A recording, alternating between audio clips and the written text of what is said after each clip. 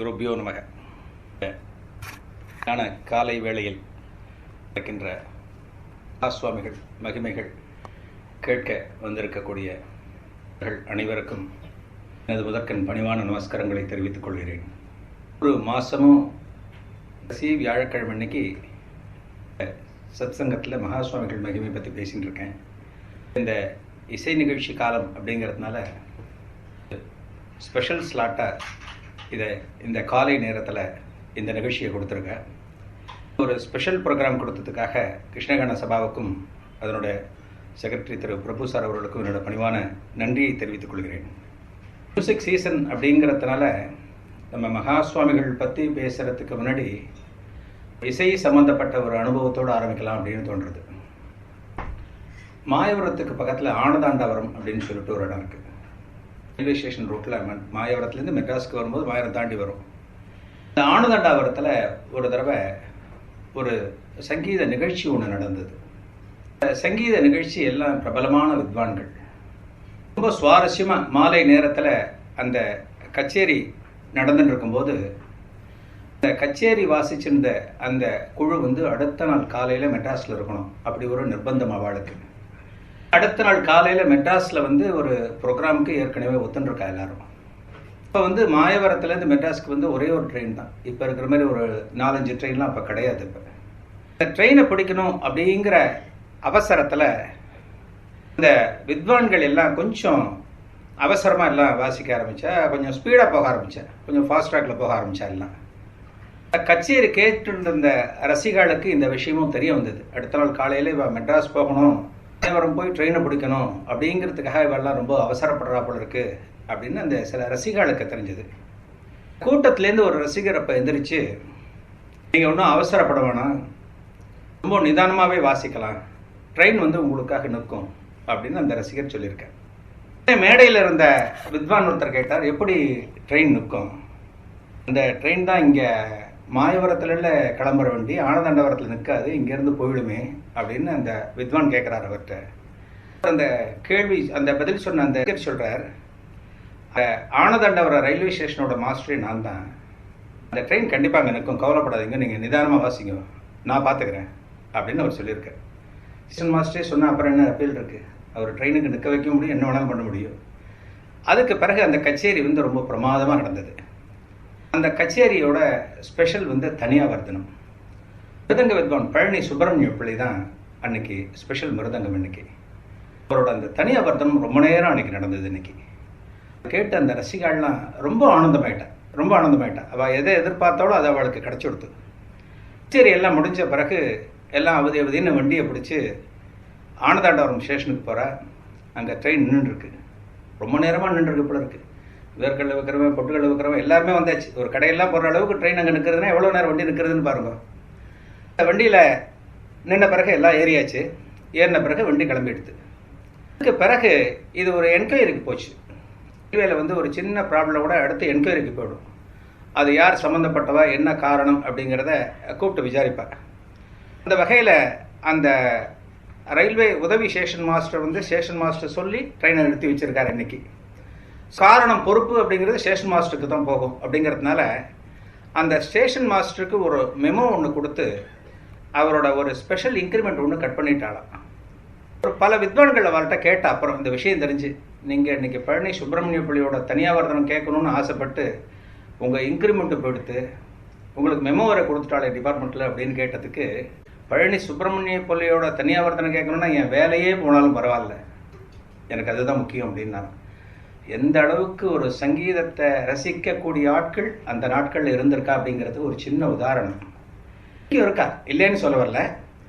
அதாவது ஒரு எதுலேயுமே ஒரு பிடிப்பு அப்படிங்கிறது ஒரு கண்மூடித்தனமாக இருக்கணும். பக்தியாகட்டும், ஒரு இசையை ரசிக்கிறதாகட்டும், ஒரு இல்லறத்தில் இருக்கிறதாகட்டும், எதுலேயுமே ஒரு பிடிப்பு இல்லைன்னா ரொம்ப கஷ்டம் நமக்கு. பழனி சுப்பிரமணிய பிள்ளை இந்த அளவுக்கு ஒரு பிரபலமான வித்வானாக இருந்தோம். அவர்கிட்ட ஒரு சின்ன மைனஸ் ஒன்று உண்டு. என்ன குறை அப்படின்னா, அவர் இடது கை பழக்கம் அவருக்கு. நம்ம பாலக்காடு மணிவரெல்லாம் பார்த்தோம்னா வலது கை, மேல்வரும் சிவரமெல்லாம் வலது, அந்த வலம் தளம்னு சொல்லுவாள், அது வலது கையில் இருக்கும். அந்த பக்கம் ஒரு ரவுண்டாக ஒரு இது மாதிரி இருக்கும், ஒரு மண் அரிசிலாம் போட்டு பண்ண பதம் அது வலது கையில் இருக்கும். இதுக்கு பழனி சுப்பிரமணிய பிள்ளைக்கு அது இடது கை பக்கமாக இருக்கும். சுப்பிரமணிய பிள்ளை ஆரம்பத்தில் சின்ன பையனாக இருக்கும்போது மிருதங்கம் கற்றுட்டு வரும்போது அவள் அப்பாவுக்கு வந்து ரொம்ப ஆதங்கம் தாங்க முடியல. பையன் நன்னா வாசிக்கிறான், ஆனால் இடதுகை பழக்கமாக இருக்கேன், இவன் எப்படி சோபிப்பான், இவன் எப்படி பலரோடு போய் கச்சேரி பண்ண முடியும் அப்படின்னு சொல்லிட்டு அவருக்கு ரொம்ப ஆதங்கம். ஒரு கட்டத்தில் நீ மிருதங்கமே கற்றுக்காத அப்படின்னு அவனுக்கு மிருதங்கம் கற்றுக் கொடுக்கறத நிறுத்திட்டு பழனி சுப்பிரமணிய பிள்ளையோட அப்பா பேர் முத்தையா பிள்ளைன்னு சொல்லிட்டு அவரும் மிருதங்க வித்வான். அவருக்கு கற்றுக் கொடுக்கறத நிறுத்திட்டு அவரோட தம்பிக்கு கற்றுக் கொடுக்க ஆரம்பித்தார். ஆனால் பகவான் என்ன நினைக்கிறான்னா, அவன் தம்பிக்கு வந்து மிருதங்கம் ஏற்றுக்கலை, மிருதங்கம் தம்பிக்கு வந்து கற்றுக்க முடியல, அவனுக்கு ஆர்வம் இல்லை அவனுக்கு. ஸோ சுப்பிரமணிய பிள்ளை தான் மிருதங்கத்தில் ரொம்ப ஆர்வமாக அப்பா வீட்டில் இல்லாத நேரம் பார்த்தாலும் கற்றுக்க ஆரம்பித்தார். அப்படி பழனி சுப்பிரமணிய பிள்ளை தான் எதிர்காலத்தில் வந்து மிகப்பெரிய வித்வானாக வந்து அந்த மிருதங்கத்தில் கொடிகட்டி பறக்கிற அளவுக்கு வந்திருக்கார். தட்சிணாமூர்த்தி பிள்ளை சொல்லுவாராம் முத்தையா பிள்ளைகிட்ட, ஆண்டவன் இடதுகை பழக்கம் அப்படிங்கிறது நீ ஒரு குறையாக நினைக்காத, ஆண்டவன் கொடுக்கறது, உன் பையனை விரும்பி ஏற்றுன்றது கிடையாது. இடதுகை பழக்கத்தை வச்சு தான் அந்த பையன் பிரபலம் ஆகணும் அப்படின்னா அப்படியே இருக்கட்டும், அவனோட ஆர்வத்துக்கு எப்பவுமே தடை போட்டுறாத. ஆர்வத்துக்கு தடை போட்டால் அது நம்மளால் ஆகக்கூடிய விஷயம் கிடையாது. ஒரு பையன் என்ன கற்றுக்கணும்னு இருக்கணும், அதை நிச்சயம் கற்றுண்டு தான் ஆகணும், அவனுக்கு தடை போடாத அப்படின்னு பழனி தட்சிணாமூர்த்தி பிள்ளை சொன்னாராம். அதுக்கு பிறகு பழனி முத்தையா பிள்ளையும் பையனை கொஞ்சம் ஃப்ரீயாக விட்டுட்டார். அதுக்கு பிறகு தான் இந்த அளவுக்கு ஒரு வசந்த ஒரு இடத்துல சங்கீதத்தில் மிகப்பெரிய இடத்த வந்து பழனி சுப்பிரமணிய பிள்ளையால் அடைய முடிஞ்சது. பாலக்காடு மணியர் ஒரு பிரபலமான மிருதங்க வித்வான். அவருக்கு வந்து இது 100ஆண்டு வருடம். இது 100ஆண்டு வருடத்தையொட்டி ஒரு ஸ்பெஷல் மலர் கூட வெளியிட்டிருக்கா, அதனோட காப்பி கூட கிடைச்சிது. ரொம்ப அருமையாக இருக்குது, ஒரு நல்ல பணி அது. அந்த பாலக்காடு மணியரோட எளிமை பற்றி அதில் ஒரு சில வரிகள் படித்தேன். அவர் எப்போவுமே கதர் தான் போடுவாராம். அவர் போடக்கூடிய கதர் வந்து ஆந்திராவில் ஸ்ரீகாகுளம் அப்படிங்கிற இடத்துல பிரத்யேகமாக தயார் பண்ணக்கூடிய கதராக அது. கதர் வேஷ்டியில் வந்து ஒரு மெல்லிய ஜருகை ஒன்று போகுமா, அது அவர் பாலக்காடாச்சு இல்லையா, ஸோ அந்த ஜருகை, அந்த சம்பிரதாயம், கேரள சம்பிரதாயம், ஒரு சின்ன ஜருகை இருக்குமா. அதே போல் அவர் போட்டுக்கக்கூடிய அந்த ட்ரெஸ் எல்லாம் தைக்கக்கூடியவர் துரை அப்படிங்கிற ஒரு டெய்லராம். அவர் திருச்சியில் இருக்காராம். இங்கே பாலக்காடு மணியர் வந்து தன்னோட வாழ்நாளில் திருச்சி துரை அப்படிங்கிற தவிர வேறு யார்ட்டையுமே எதுவும் தைச்சது கிடையாதான். அதே போல் இவரோட வஸ்திரங்கள் எல்லாத்தையும் சலவை பண்ணி தரது தஞ்சாவூரில் சிங்காரம்னு சொல்லிட்டு ஒரு சலவை தொழிலாளியாக. ரொம்ப ஆச்சரியமாக இருந்தது எந்த அளவுக்கு ஒரு நேர்த்தியை வந்து அந்த காலத்து வித்வான்கள்லாம் கடைபிடிச்சிருக்கா அப்படின்னு சொல்லிட்டு. பாலக்காடு மணியர் எத்தனையோ பிரபலமாக சங்கீதத்தில் அந்த உலகத்தில் கோலோச்சி இருந்தாலும் அவருக்கு இந்த பட்டம் பாராட்டு அப்படிங்கிறதெல்லாம் காலத்திலையுமே அவளுக்கு பிடிச்சதில்லையா அவருக்கு. ஆனால் ஒரு சபாவில் வந்து ஒரு பட்டம் தரா, ஒரு விருது தரா அப்படின்னு சொல்லிட்டு ஒரு தகவல் பாலக்காடு மணியருக்கு வந்ததுன்னா அதை தவிர்க்கிறதுக்கு என்னென்ன பண்ணணுமோ அதை பண்ணுவார். ஒரு வாரம் ஊரை விட்டு வெளியே போடுவார், இல்லை ஃபோனுக்கு பதில் சொல்ல மாட்டார், அந்த மாதிரி அவாய்ட் பண்ணிவிடுவார். அது எதுவுமே அவருக்கு பிடிக்காது, ஒரு பட்டம் விருது எதையுமே ஏற்றுக்கிறது அவருக்கு பிடிக்காது. ஆனால் அவருக்கு சந்தோஷத்தை கொடுத்த ஒரு விருது ஒன்று இருக்குது. அதாவது அவரே ரொம்ப சந்தோஷப்பட்டார் இந்த விருது நமக்கு கிடைக்கிறதே அப்படின்னு சொல்லிட்டு. என்ன விருதுன்னா அது காஞ்சி மகா சுவாமிகள் அவருக்கு கொடுத்த விருது. இந்த விருது மிருதங்க நாதமணி அப்படிங்கிற ஒரு விருதை பாலக்காடு மணியருக்கு கொடுத்து காஞ்சி ஸ்ரீமடத்தோட ஆஸ்தான வித்வானை நியமிச்சார். பட்டம் கிடைச்சது அவரோட ஷஷ்டியப்த பூர்த்தி அன்னைக்கு. பாலக்காடு மணியரோட ஷஷ்டியப்த பூர்த்தி அன்னைக்கு இந்த அவார்டு அவருக்கு கிடைச்சது. விருது அப்படிங்கிறது எந்த அளவுக்கு ஒரு ஒரு கலைஞனை கௌரவப்படுத்துறது அப்படின்னா, அந்த விருது எங்கிருந்து கிடைக்கிறது அப்படிங்கிறது ஒன்று இருக்கு. யார் வேணாலும் வாங்கலாம், எப்படி வேணாலும் வாங்கலாங்கிறது வேற. இந்த நம்ம சம்பிரதாயத்தில் இன்னைக்கு இருக்கிற அந்த நடவடிக்கைகள் நம்ம போக வேண்டாம். ஒரு கலைஞனுக்கு, உண்மையான கலைஞனுக்கு ஒரு விருதுன்னா அந்த விருது எங்கிருந்து வருது அப்படிங்கிறது சொல்லிட்டு ஒரு பெரிய இது. காஞ்சி மகா சுவாமிகள் போல ஒன்று ஒன்று பார்த்து பார்த்து கொடுப்பார். யார் யாருக்கு எப்பப்போ என்னென்ன கொடுக்கணும் அப்படிங்கிறதுல அவருக்கு நிகர் அவர் தான். உழைப்புன்னா ஒரு உழைப்பை வந்து சரியான நேரத்தில் அங்கீகாரம் பண்ணுவார். ஒரு பக்தர் தனக்காக தன்னை தேடி எந்த ஒரு கோரிக்கைக்காக ஸ்ரீமடத்துக்கு வந்திருக்கார் அப்படின்னு தெரிஞ்சதுன்னா அந்த கோரிக்கையை நிறைவேற்றி அனுப்புவார். அந்த பக்தருக்கு அந்த கோரிக்கையை நிறைவேற்றுறதுக்கு உண்டான தகுதி இருக்கா அப்படிங்கிறதையும் முதல்ல பார்த்துப்பார். ஸ்ரீமடத்துக்கு ஒரு நாள் ஒரு தம்பதியர் வந்திருந்தார். அந்த தம்பதியர் மகா சுவாமிகள் வந்து மகா சுவாமிகளை தரிசனம் பண்ணிட்டு சுவாமிகள்கிட்ட அந்த அந்த அவரோட அந்த மாமா சொல்கிறார், அந்த ஹஸ்பண்ட் சொல்கிறார், வாழ்க்கையில் ஒரு பிடிப்பே இல்லாமல் போயிடுத்து, எனக்கு ரிட்டையர் ஆகிட்டேன், என்னோடய சர்வீஸ் எல்லாம் முடிஞ்சு போச்சு, என்னால் என்ன பண்ணுறது அப்படின்னு சொல்லிட்டு ஒரு பிடிப்பு எதுவுமே கிடையாது. நான் டோட்டலாக ஃப்ரீயாக தான் இருக்கேன். ஸோ நானும் என்னோட இந்த மடத்திலே சேர்ந்து இங்கே தான் கைங்கரியங்கள் பண்ணலாம் அப்படின்னு சொல்லிட்டு பார்க்குறோம். நீங்கள் யோசனை பெரியவா வந்து இதுக்கு உத்தரவு கொடுக்கணும் அப்படின்னு சொல்லிட்டு பெரியவாட்ட சொன்னார். பெரியவா அந்த 2 பேரையும் பார்த்தார். உனக்கு என்ன பிடிப்பு இல்லைன்னு சொல்கிற வாழ்க்கையில், ஒரு பிடிப்பு வேணும் உனக்கு தானே, சரி அப்படியே அப்படின்னு சொல்லிட்டு அடுத்தது இன்னொரு தம்பதி வரிசையில் இருக்கிற அடுத்தது மகாசுவாமிகள் பார்க்கறதுக்காக ஒரு தம்பதி கூட வந்து ஒரு இளம் பெண் 3 பேர் நிற்கிறார். 2 பேர் வர அடுத்தது, இவா 2 பேர் ஓரமாக நிற்கிறார். 2 பேர் வந்த பிறகு மகாசுவாமிகள்கிட்ட அந்த புதுசாக அடுத்து வந்த தம்பதியர் சொல்கிறார், எங்கள் பொண்ணுக்கு கல்யாணம் ஆகணும் பெரியவா அனுகிரகம் பண்ணணும். அளவுக்கு எங்களுக்கு வசதிகள் கிடையாது. கல்யாணம் உங்கள் அனுகிரகத்தால் நல்லபடியாக நல்ல இடத்துல அமையணுங்கிறது எங்கள் ஆசை. ஒரு இடம் பார்த்து முடிவு பண்ணியாச்சு, கல்யாணம் நடக்கணும், அதுக்கு வந்து செலவுகள் போக்குவரத்தெல்லாம் இருக்குது அப்படின்னு சொல்லிட்டு மகாசுவாமிகள்கிட்ட சொன்னான். இந்த 2 தம்பதி ஏற்கனவே சைடில் இருக்கா இல்லையா, பெரியவா பார்த்த தம்பதியை 2 பேரையும் கூப்பிட்டு, ஒரு பிடிப்பு வேணும், ஒரு பொறுப்பு வேணும்னு சொன்னியே, பொண்ணோட கல்யாணத்தை நீ தான் நடத்த போகிற அப்படின்னு மகாசுவாமிகள் அவர்கிட்ட சொல்கிறார். சொல்லிட்டு மகாசுவாமிகள் அந்த முதல்ல பார்த்த அந்த ஹஸ்பண்ட், அந்த கணவன் அவரை பார்த்து ஆடையில் ஒரு கேள்வி கேட்டாராம். அவரோட மனைவியை காமிச்சு இப்படியா அப்படின்னு ஒரு கேள்வி கேட்டாராம். முதல்ல வந்த கணவன் மனைவி, அந்த கணவன் கிட்ட மனைவியை காமிச்சு ஒரு ஜாடையா அப்படி காமிச்சு இப்படியா அப்படின்னு கேட்டாராம். பெரியவருக்கு ஆச்சரியம் தாங்க முடியல. ஆமா அப்படின்னாராம். என்ன அர்த்தம்னா, உனக்கு 2வது தாரமா அப்படின்னு அர்த்தம். அந்த அர்த்தத்தில் மகாசுவாமிகள் கேட்டிருக்கார். அப்படின்னு சொல்லிருக்கார் இந்த முதல்ல பார்த்த அந்த பெரியவர். அதுக்கு பிறகு அவரே சொல்றார், என்னோட முதல் தாரம் திடீர்னு காலமாயிட்டா, அவளுக்கு ஒரு குழந்தை ஒருத்தி இருந்தா, இவளோட தொல்லை தாங்காமலே, சித்தியோட தொல்லை தாங்காம அவ சின்ன வயசுலேயே வீட்டை விட்டு வெளியே போயிட்டா. அவ அதனால தான் பெரியவா நான் 2வது ஒரு கல்யாணம் பண்ணிக்க முடியாது ஆயிடுத்து அப்படின்னு சொன்னேன். அப்புறம் இந்த பொண்ணுக்கு நீ கல்யாணம் மட்டும் பண்ணி வைக்க போறதில்ல, கன்னிகாதானமும் நீ தான் பண்ணி வைக்க போற அப்படின்னு சொல்லிட்டு இந்த 2வது தம்பதியை காமிச்சு அவ பொண்ணையும் அடையாளம் காமிச்சாலாம் பெரியவா. அதுக்கு பிறகு பெரியவா சொன்னாலாம், நீ கன்னிகாதானம் பண்ணி வைக்கிறது ஒரு பொறுப்புக்காகவோ பிடிப்புக்காகவோ பண்ணி வைக்கல, இவதான் உன்னோட பொண்ணு.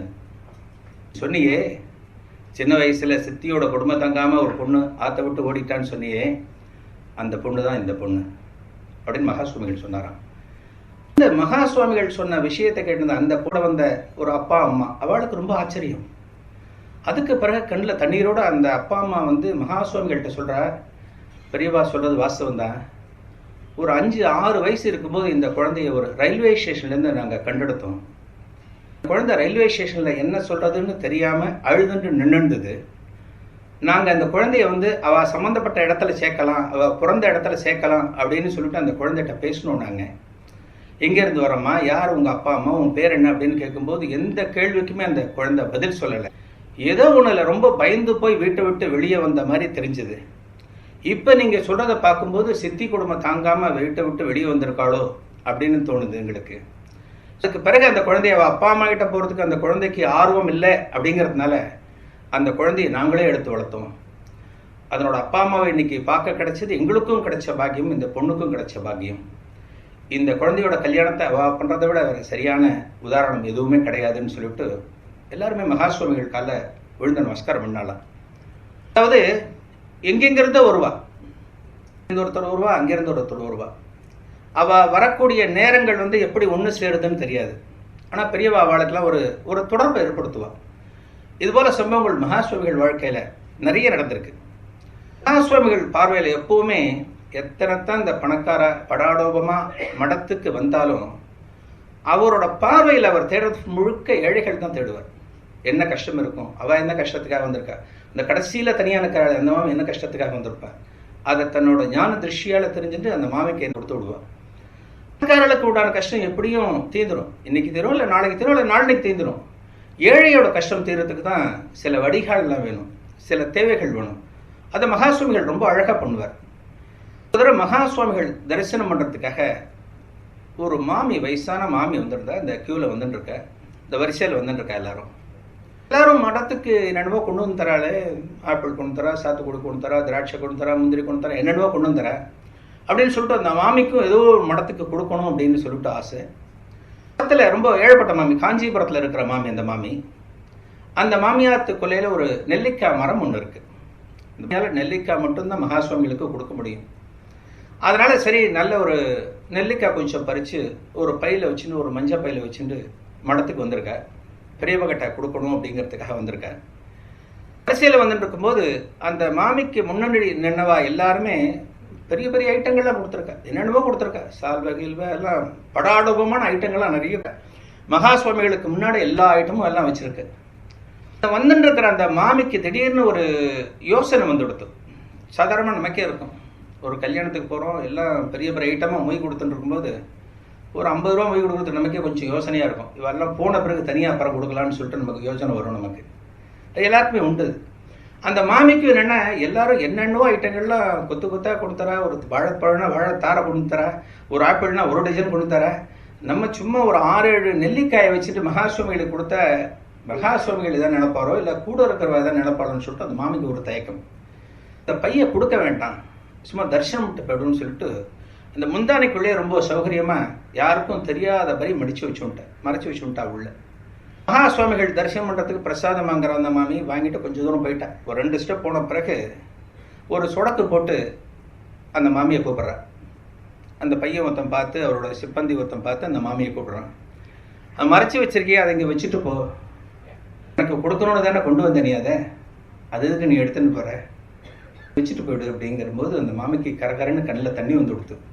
அதாவது இந்த ஏழை கொடுக்க வந்த ஒரு சின்ன பொருளை கொடுக்காம நாம போனா கூட அந்த சுவாமிகள் அடையாளம் கேட்டு அழகா வாங்கிக்கிறாரே அப்படின்னு சொல்லிட்டு அந்த மாமிக்கு ரொம்ப ஆதங்கமா போயிடுது.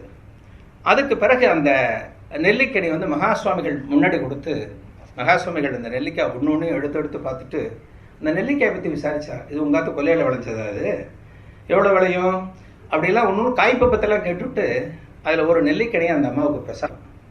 அது வந்து யாருக்கும் கிடைக்காத மிகப்பெரிய பாக்கியமாக நினச்சிட்டு அந்த மாமி அதை கண்ணில் வாங்கிட்டு ஒத்திண்டு சுவாமிக்கு நமஸ்காரம் பண்ணிட்டு போனாலும். அதே போல் ஒரு பெண்மணி, காஞ்சிபுரத்தில் இருக்கிற பெண்மணி ஒரு தடவை மடத்துக்கு வந்திருக்கா. சொன்ன இதே சம்பவம் மாதிரி தான் கிட்டத்தட்ட. பல பேர் வந்து எல்லாரும் கொடுக்குறா, மடத்துக்கு என்னென்னவோ கொடுக்குறா, நம்மளால் ஒன்றும் கொடுக்க முடியலையே அப்படின்னு சொல்லிட்டு அந்த மாமிக்கு டெய்லி வருவா மடத்துக்கு. டெய்லி மடத்துக்கு வந்து மகா சுவாமிகள் தரிசனம் பண்ணிட்டு போவார். ஒரு நாளைக்கு அந்த எண்ணம் மாமியோட மனசுக்குள்ள நின்றே இருக்கு. ஐயோ, நம்ம எதுவும் கொடுக்க முடியலையே, பல வருஷமாக வந்துட்டு இருக்கோம், தரிசனம் பண்ணிட்டு இருக்கோம், நமக்கு அந்த அளவுக்கு வசதி வாய்ப்பு எதுவும் இல்லையே, எல்லாரும் இப்படி கொடுக்குறாளே அப்படின்னு சொல்லிட்டு அந்த மாமிக்கு மனசுக்குள்ள ஒரு எண்ணம். வரிசை போயிட்டு இருக்கும்போது அந்த மாமியும் கூப்பிட்டு கேட்டலாம். சுவாமிகள் கூப்பிட்டு, என்ன உனக்கும் தானே எனக்கு கொடுக்கணுமோன்னு தோன்றதோ அப்படின்னு கேட்டிருக்காரு. இந்த மாமி கொஞ்சம் விடவிடத்து போய், அம்மா சுவாமிகள், எனக்கு மனசில் ஆசை இருக்குது, உங்களுக்கும் கொடுக்கணும்னு ஆசை இருக்குது, ஆனால் எல்லாம் பெரிய பெரிய ஐட்டமாக தரா, பணம் செலவழித்து வாங்கக்கூடிய பொருட்களை எல்லாரும் உங்களுக்கு கொடுக்குறா, என்னால் அந்த அளவுக்கு கொடுக்கறதுக்கு பாக்கியம் இல்லையேன்னு சொல்லிட்டு ரொம்ப வருத்தமாக இருக்குது பெரியவன் அப்படின்னு சொல்லும்போது, உன்னால் வாங்கித்தர முடிஞ்ச ஒரு பொருள் கேட்குற, நீ வாங்கி தரியா அப்படின்னு மகா சுவாமிகள் கேட்குறானா அந்த மாமிக்கிட்ட. அந்த மாமிக்கு ரொம்ப சந்தோஷம். பெரியவா நமக்கு சிரமம் வைக்காம கேட்டால் வாங்கி தரலாமே அப்படின்னு சொல்லிட்டு அந்த மாமி ஒரு மனசுக்குள்ள ரொம்ப சந்தோஷப்பட்டு, கேளுங்கோ பெரியவா, நீங்கள் கேளுங்க, நான் வாங்கி தரேன் அப்படின்னு சொல்லும்போது மகா சுவாமிகள் சொன்னாரா, மடத்தில் டெய்லி ஹோமம் நடக்கிறது, கார்த்தால ஆரம்பித்து 2-3 மணி நேரம் ஹோமம் நடக்கிறது. எல்லாமே லோகக்ஷேமத்துக்காக நடக்கிற ஹோமம், எல்லாரும் நன்னா இருக்கணும், உலகம் நன்னா இருக்கணும் அப்படின்றதுக்காக நடக்கக்கூடிய ஹோமம். இந்த ஹோமத்தில் போடுறதுக்கு பசு விராட்டி நிறைய தேவையாக இருக்குது எங்களுக்கு.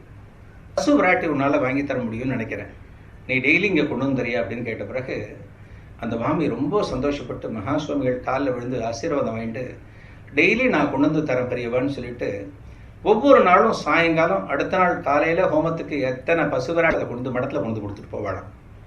மகா சுவாமிகள் இது மாதிரி பல பேர்கிட்ட வந்து அவள் தகுதிக்கு ஏற்றபடி என்ன கொடுக்க முடியும் அப்படிங்கிறத கேட்டு வாங்கிட்டு இருக்கா. தகுதிக்கு வேலை இருக்கிறவட்ட மகா சுவாமிகள் என்றைக்குமே எந்த பொருளுமே கேட்டது கிடையாது. மகா சுவாமிகள் ஒரு பொருள் ஒருத்தட்ட கேட்குறான்னா தகுதிக்கு கீழே இருக்கிறவா தான் இருக்கும். பணம் படைச்சவட்டில் எனக்கு வந்து 10 லட்சம் கொடு, 5 லட்சம் கொடுன்னு இன்னைக்கு இருக்கிற சாமியார்கள் கேட்கலாமே தவிர மகா சுவாமிகள் எந்த காலத்திலையும் யார்கிட்டையும் எதுவுமே கேட்டது கிடையாது. மகாசுவாமிகள் ஒரு தடவை ஒரு யாத்திரை வந்துட்டு இருக்கும்போது காஞ்சிபுரத்தை நோக்கி வந்துட்டு இருக்கும்போது ஒரு வயசான ஒரு பெரியவர், ஒரு 80 வயசு இருக்கும், மகாசுவாமிகள் போற திசைக்கு ஆப்போசிட் ரோட்ல நடந்து வந்துட்டு இருக்க, ஓரமா மகாசுவாமிகள் போற பக்கத்துல ஏத்தாப்புல நடந்து வந்துட்டு இருக்க. அந்த பெரியவரை பார்த்தாலே ரொம்ப பாவமா இருக்கு. ஒரு 80 வயசுக்கு மேல, அவரோட வேஷ்டி அந்த அளவுக்கு ஒரு சுத்தம் இல்லை, அவரோட சட்டையில கொஞ்சம் கழிச்சலா இருக்கு, அவரோட தலை சரியா வரல, எந்த பொருளும் கையில இல்லை, ஒரு வாக்கிங் ஸ்டிக், ஒரு ஸ்டிக்கை வச்சுட்டு நடந்து வந்துட்டு இருக்க. பார்த்தோன்னு மகாசுவாமிகளுக்கு ரொம்ப இதுவா போயிடுது. என்ன இப்படி வயசுல ஒருத்தர் வந்துட்டு இருக்கா, மகாசுவாமிகள் பின்னாடி ஒரு 15-20 சிஷ்யாலாம் வந்துட்டு இருக்கா, நடந்து போயிட்டு இருக்கா. அவரை பார்த்த பிறகு மகாசுவாமிகள் அவரை நிறுத்தி அந்த பெரியவர்கிட்ட பேசுற, நீ உங்க பேர் என்ன, நீங்க எங்க இருந்து வந்துட்டு இருக்கேள் அப்படின்ற பிறகு விவரங்கள்லாம் சொல்ற. சரி, இப்ப எந்த பக்கம் போயிட்டு இருக்கேள் நீங்க அப்படின்னு கேட்கும்போது, என்னோட பொண்ணு வீடு பக்கத்துல இருக்கு, எனக்கு எந்த வசதியும் கிடையாது, எனக்கு நான் ஒருத்தன் தான் இருக்கேன், ஒரு கூலியால நான் வேலை செஞ்சுட்டு இருக்கேன் எங்க கிராமத்துல. 80 வயசுல கூலியால வேலை செஞ்சுட்டு இருக்காரு அவர். மனைவி கிடையாது, எனக்கு கிடைக்கக்கூடிய பொருளை வச்சு நான் வாழ்ந்துட்டு இருக்கேன். நடுப்புற என்னால என்ன முடியுமோ என் பொண்ணுக்கு கொடுக்குறேன். இப்போ ஒரு பண்டிகை ஒன்று வருது, அதனால என் பொண்ணை பார்த்து ஆசீர்வாதம் பண்ணலாம் அப்படின்ட்டு நான் போயிட்டு இருக்கேன். ஆனா என் பொண்ணுக்கு கொடுக்கறதுக்கு கூட என்கிட்ட எந்த ஒரு வழிவகை இல்லை, எந்த பொருளும் வாங்கி எடுத்துட்டு போக முடியல. அவ்வளவு எதுக்கு, நான் பஸ்ஸில் போறதுக்கே என்கிட்ட காசு இல்லை அப்படிங்கிறதுக்காக என் பொண்ணு வீட்டுக்கு நான் நடந்து போயிட்டு இருக்கேன் அப்படின்னு அந்த பெரியவர் சொல்லும்போது மகாசுவாமிகளுக்கு ரொம்ப இதுவாயிடுது. உலோக நாயகன் இல்லையா, தன்னோட ஒரு பக்தருக்கு ஒரு சாதாரண ஒருத்தருக்கு இந்த அளவுக்கு கஷ்டம் இருக்கும்போது அதை நேரில் பார்த்த அளவுக்கு அவரோட மனசு வருத்தப்படும்.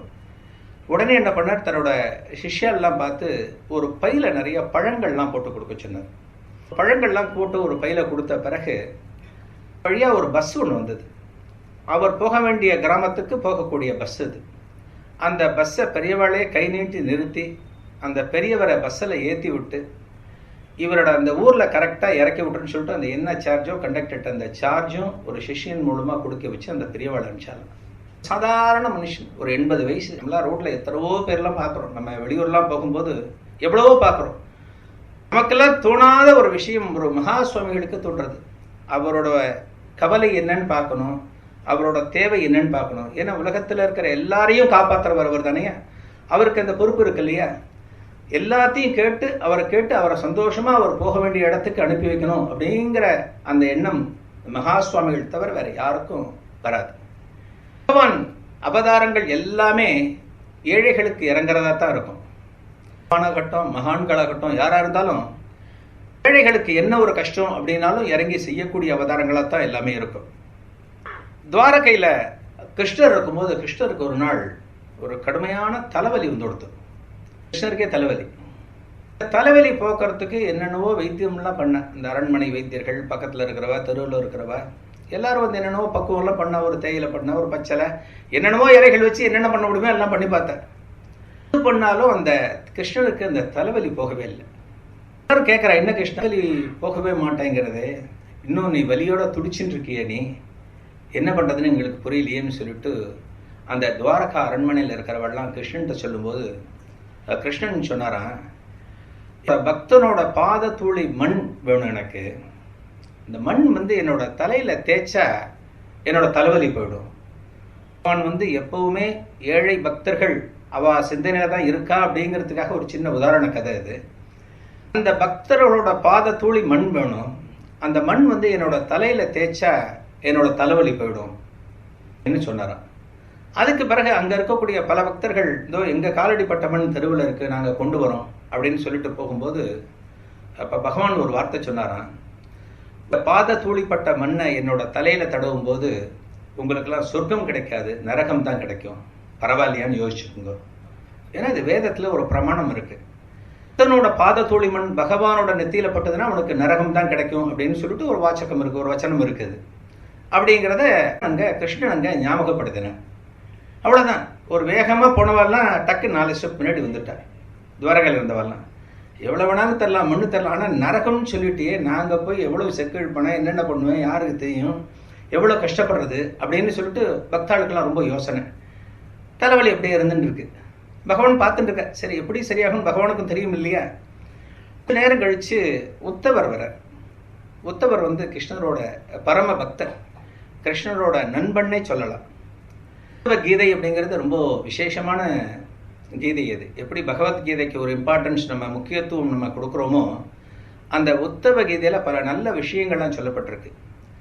உத்தவ கீதையில தான் உத்தவர் கிருஷ்ணன்ட்ட நமக்கெல்லாம் தோணக்கூடிய சந்தேகத்தை எல்லாம் உத்தவர் கேட்கறதா அந்த கீதையில வரும். இந்த சகுனியோட சொப்பட்டான விளையாடும் போது நடக்கக்கூடிய நிகழ்வுகள்லாம் சொல்லி உத்தவர் கிருஷ்ணன்ட்ட கேட்பார்.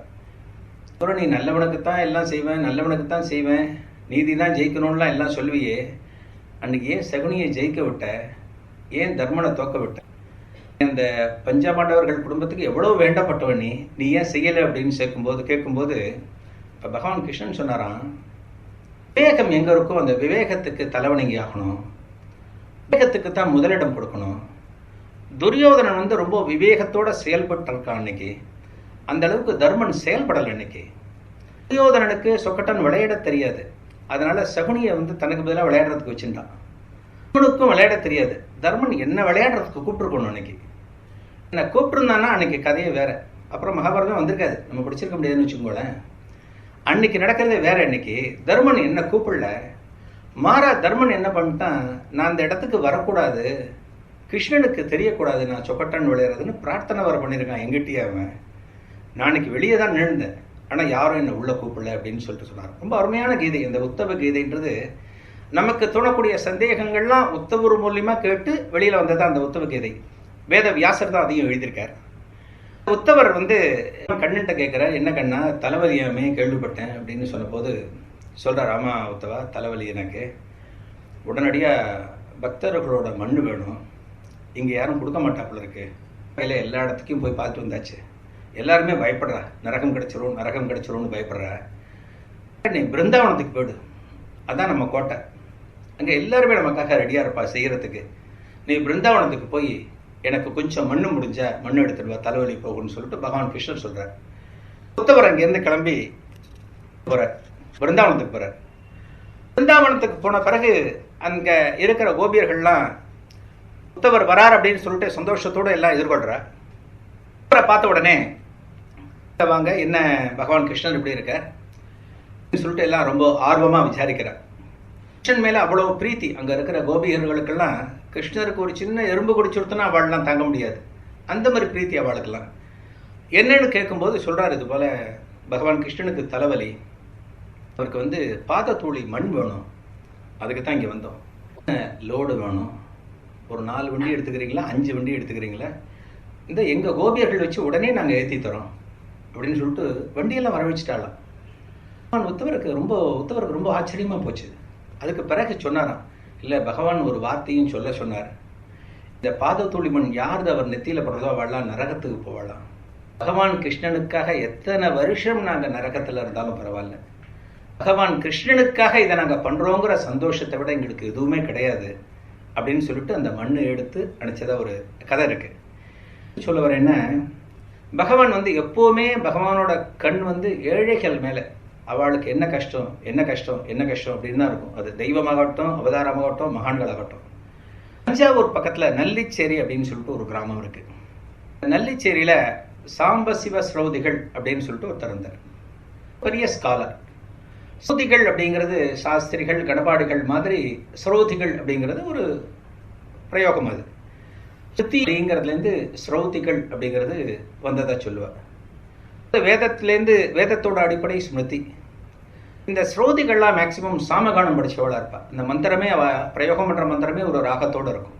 அந்த மாதிரி பெரிய ஸ்காலர் அந்த சாம்பசிவ ஸ்ரௌதிகள் அப்படிங்கிறவர். சாம்பசிவ ஸ்ரௌதிகள் மகா சுவாமிகளுக்கு ரொம்ப பக்தர். திடீர்னு என்ன பண்ணிட்டார் அவர், அவருக்கு ஒரு மனைவி ஒரு பையன். அந்த பையனும் வளர்ந்து பெரியவரான பையன், அவனும் ஒரு ஸ்காலர், வேதிக் ஸ்காலர் அந்த பையனும். சாம்பசிவ ஸ்ரௌதிகளுக்கு திடீர்னு என்ன பண்ணிட்டார், அவருக்கு சந்நியாசம் போகணும் அப்படின்னு சொல்லிட்டு ஒரு ஆசை கொடுத்தவருக்கு. அந்த வயசுலேயே மனைவி மகன் இருக்கும்போது திடீர்னு நான் சந்நியாசம் வாங்கிக்கிறேன்னு சொல்லிட்டு ஆத்த விட்டு திடீர்னு கிளம்பி போயிட்டார். அவ்வளவுதான், அப்புறம் வரவே இல்லை. குடும்பத்துல சம்பாதிக்கக்கூடிய நிலையில இருக்கக்கூடிய கணவன் போன பிறகு வருமானத்துக்கு வீட்டுல ரொம்ப கஷ்டமாயிடுது. அந்த மனைவிக்கும் மகனுக்கும் குடும்பம் நடத்துறதுக்கு உண்டான சில கஷ்டங்கள் அடுத்தடுத்து வர ஆரம்பிச்சுது. அந்த பையனுக்கு ஒரு ஹார்ட் டிசீஸ் வேற இருந்தது. அதனால அந்த பையன் வந்து இந்த வேதம்லாம் சொல்ல முடியாது. ஒரு ஸ்பீடாக சொல்லி வெளியில் போய் ஒரு இடத்துல ஒரு சம்பாவனை வாங்கிட்டு வரக்கூடிய நிலைமையும் அந்த பையனுக்கு இல்லை. 2 பேரும் ரொம்ப கஷ்டப்பட்ட அம்மாவும் பிள்ளையும் அந்த கணவன் சந்நியாசத்துக்கு போன பிறகு என்ன பண்ணுறதுன்னு தெரியாமல் ரொம்ப கஷ்டப்பட்டான். தஞ்சாவூரில் சந்தானராமன் அப்படின்னு சொல்லிட்டு மகா சுவாமிகளோட ஒரு பக்தர் இருந்தார். கொஞ்சம் வசதி வாய்ப்பெல்லாம் அவருக்கு உண்டு. அந்த சந்தானராமனும் சாம்பசிவ சரோதிகளும் ரொம்ப பழக்கமானவர். இப்போ அம்மாவும் பிள்ளைங்க என்ன பண்ணுறாருன்னா, நம்ம தஞ்சாவூர் போய் சந்தானராமனை பார்ப்போம், அவர்கிட்ட பார்த்து ஏதான ஒரு கோர்னா அவர் காஞ்சி மடத்துக்கு சொல்லிட்டு மடத்துலேருந்து ஏதான நமக்கு வாங்கி தருவான், நமக்கு அந்த உதவி வச்சுட்டு நம்ம வாழ்நாள் ஃபுல்லாக இருக்கலாம் அப்படின்னு சொல்லிட்டு அந்த அம்மாவுக்கும் பிள்ளைக்கும் ஒரு எண்ணம் வந்தது. ஸோ மடத்துக்கு போகிறதுனா யாரோ ஒரு டைரக்ஷன் மூலியமாக போகணும் இல்லையா. இப்போ கணவர் கிடையாது, சாம்பசிவ ஸ்ரோதிகள் இருந்து அவரை வச்சுட்டு மடத்துக்கு போனால் அடையாளம் சொல்லி இதுனுக்கலாம். ஒரு அறிமுகம் மடத்துக்கு தேவைப்பட்டது. சரி, சந்தானராமன் விட்டு சொல்லுவோம் அப்படின்னு சொல்லிட்டு 2 பேரும் புறப்பட்டு தஞ்சாவூருக்கு சந்தானராமன் அவ கிரகத்துக்கு வரா. சந்தானராமன்ட்டெல்லாம் சொல்கிறா, இது போல் எங்கள் ஹஸ்பண்ட் போன பிறகு, என் ஆத்துக்காரர் போன பிறகு ஜீவனத்துக்கே ரொம்ப கஷ்டமாக இருக்குது. டெய்லி சமைக்கவே பொருட்கள்லாம் வாங்க முடியல, 2 நாளைக்கு ஒரு 2 வேளை தான் சாப்பிட முடியாது அப்படின்னு சொல்லிட்டு அந்த மாமி எல்லாத்தையும் எடுத்து சொன்னோன்னே அந்த சந்தானராமன் வந்து மடத்துக்கு ஒரு தகவல் அங்கேருந்து பாஸ் பண்ணுறார். ஒரு ட்ரங்காலேயோ இதுலையோ சொல்லிவிட்டு இவா 2 பேருக்கும் காஞ்சிபுரம் போகிறதுக்கு உண்டான ஒரு ஃபேர், அந்த டிக்கெட்டுக்கான பணத்தை கொடுத்து காஞ்சிபுரத்துக்கு அனுப்புகிறார். இந்த 2 பேரும் காஞ்சிபுரத்துக்கு வர தஞ்சாவூர்லேருந்து புறப்பட்டு சாம்பசிவ சரோதிகளோட மனைவியும் அவரோட பையனும் இந்த 2 பேரும் காஞ்சி மடத்துக்கு வர. மடத்துக்கு வந்து பெரியவாளை தரிசனம் பண்ண பிறகு பெரியவா எல்லாம் கேட்குறா. கணவர் பற்றிலாம் கேட்டு அவர் போயாச்சா, அது சன்னியாசம் போயிருக்காரா, அதெல்லாம் விசாரிக்கிறார். விசாரித்த பிறகு இவா சொல்கிறா, அவள் போன பிறகு ரொம்ப கஷ்டமாக இருக்குது எங்களுக்கு அப்படின்லாம் எடுத்து சொல்கிறா. க்ஷேமலாபம் எல்லாத்தையும் விசாரிச்சுட்டு நீங்கள் கொஞ்ச நாள் மடத்திலே இருங்க பார்க்கலாம் அப்படின்னு மகா சுவாமிகள் சொல்கிறார். மடத்தில் இருந்தால் நமக்கு ஏதானே ஒரு 4 நாள் தங்கிட்ட 2 நாள் தங்கிட்டு ஏதோ பெரிய அளவுக்கு ஒரு வெகுமதியெல்லாம் நமக்கு கொடுத்து நம்ம ஊருக்கு மகா சுவாமிகள் அனுப்புவா அப்படின்னு ஒரு நம்பிக்கை அவளுக்கு. அந்த 2 பேரும் அங்கே மடத்திலே தங்கியிருக்க.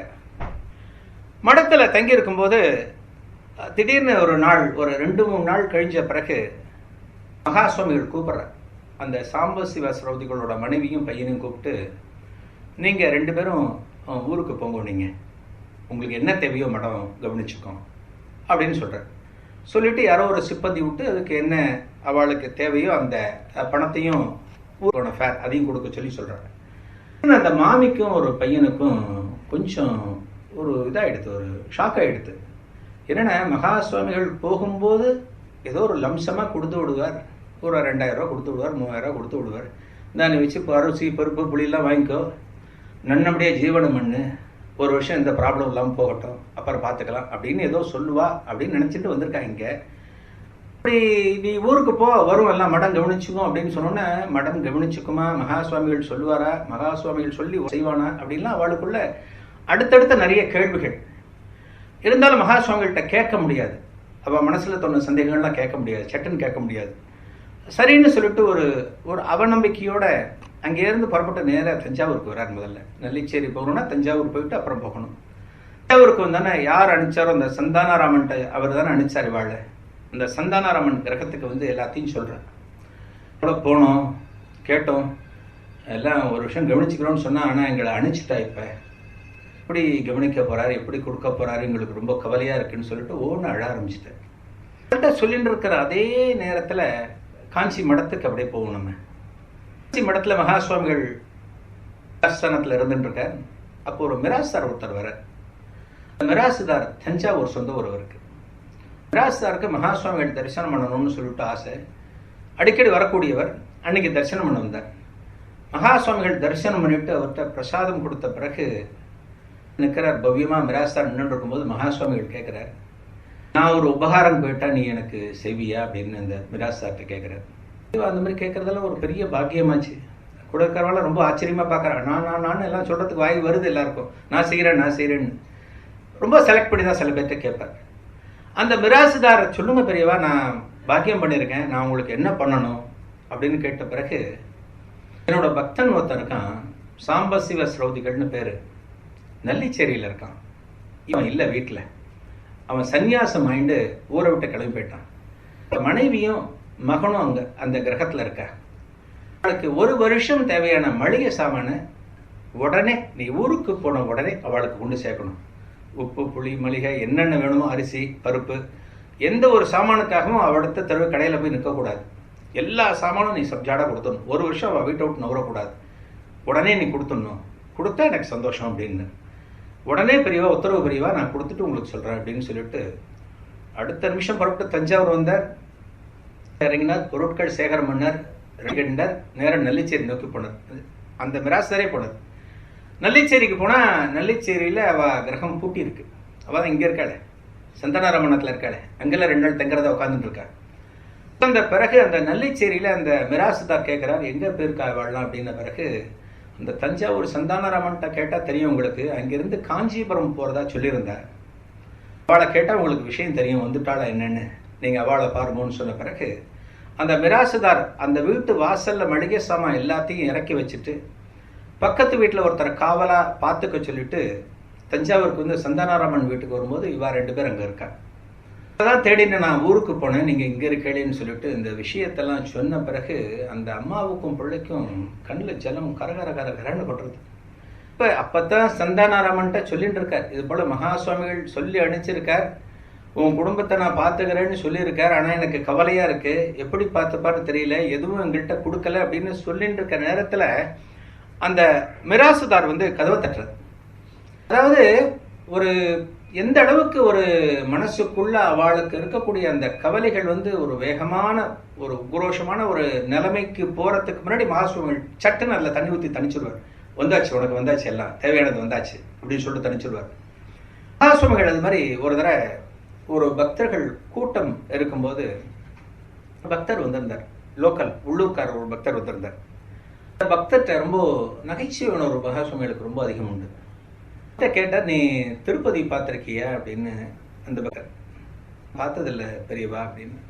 பழனி பார்த்துருக்கியோ அப்படின்னாராம். பழனியும் நான் பார்த்ததில்லை பெரியவா அப்படின்னாராம். சிதம்பரம் பார்த்துருக்கியோ அப்படின்னு கேட்டாலாம். இப்படி காசி இதெல்லாம் கேட்குறாரு.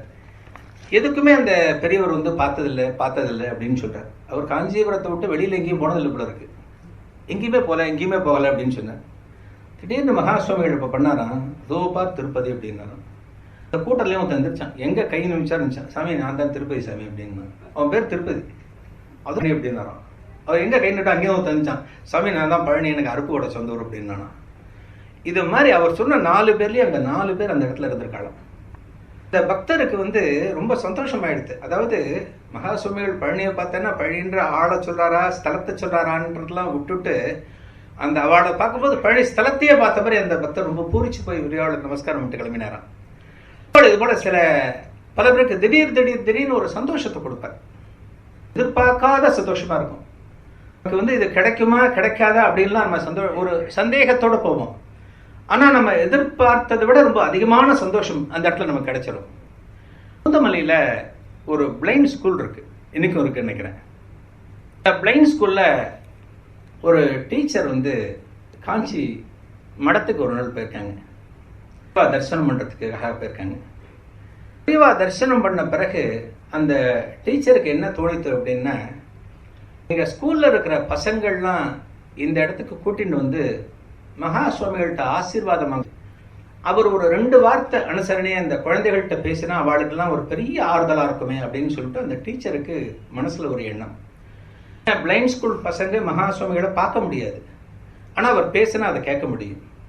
அந்த வார்த்தையை கேட்கட்டுமே, அது இந்த பசங்களுக்கு ஒரு நல்ல மாறுதலை கொடுக்குமே அப்படின்னு சொல்லிட்டு அந்த டீச்சருக்கு மனசுல ஒரு எண்ணம்.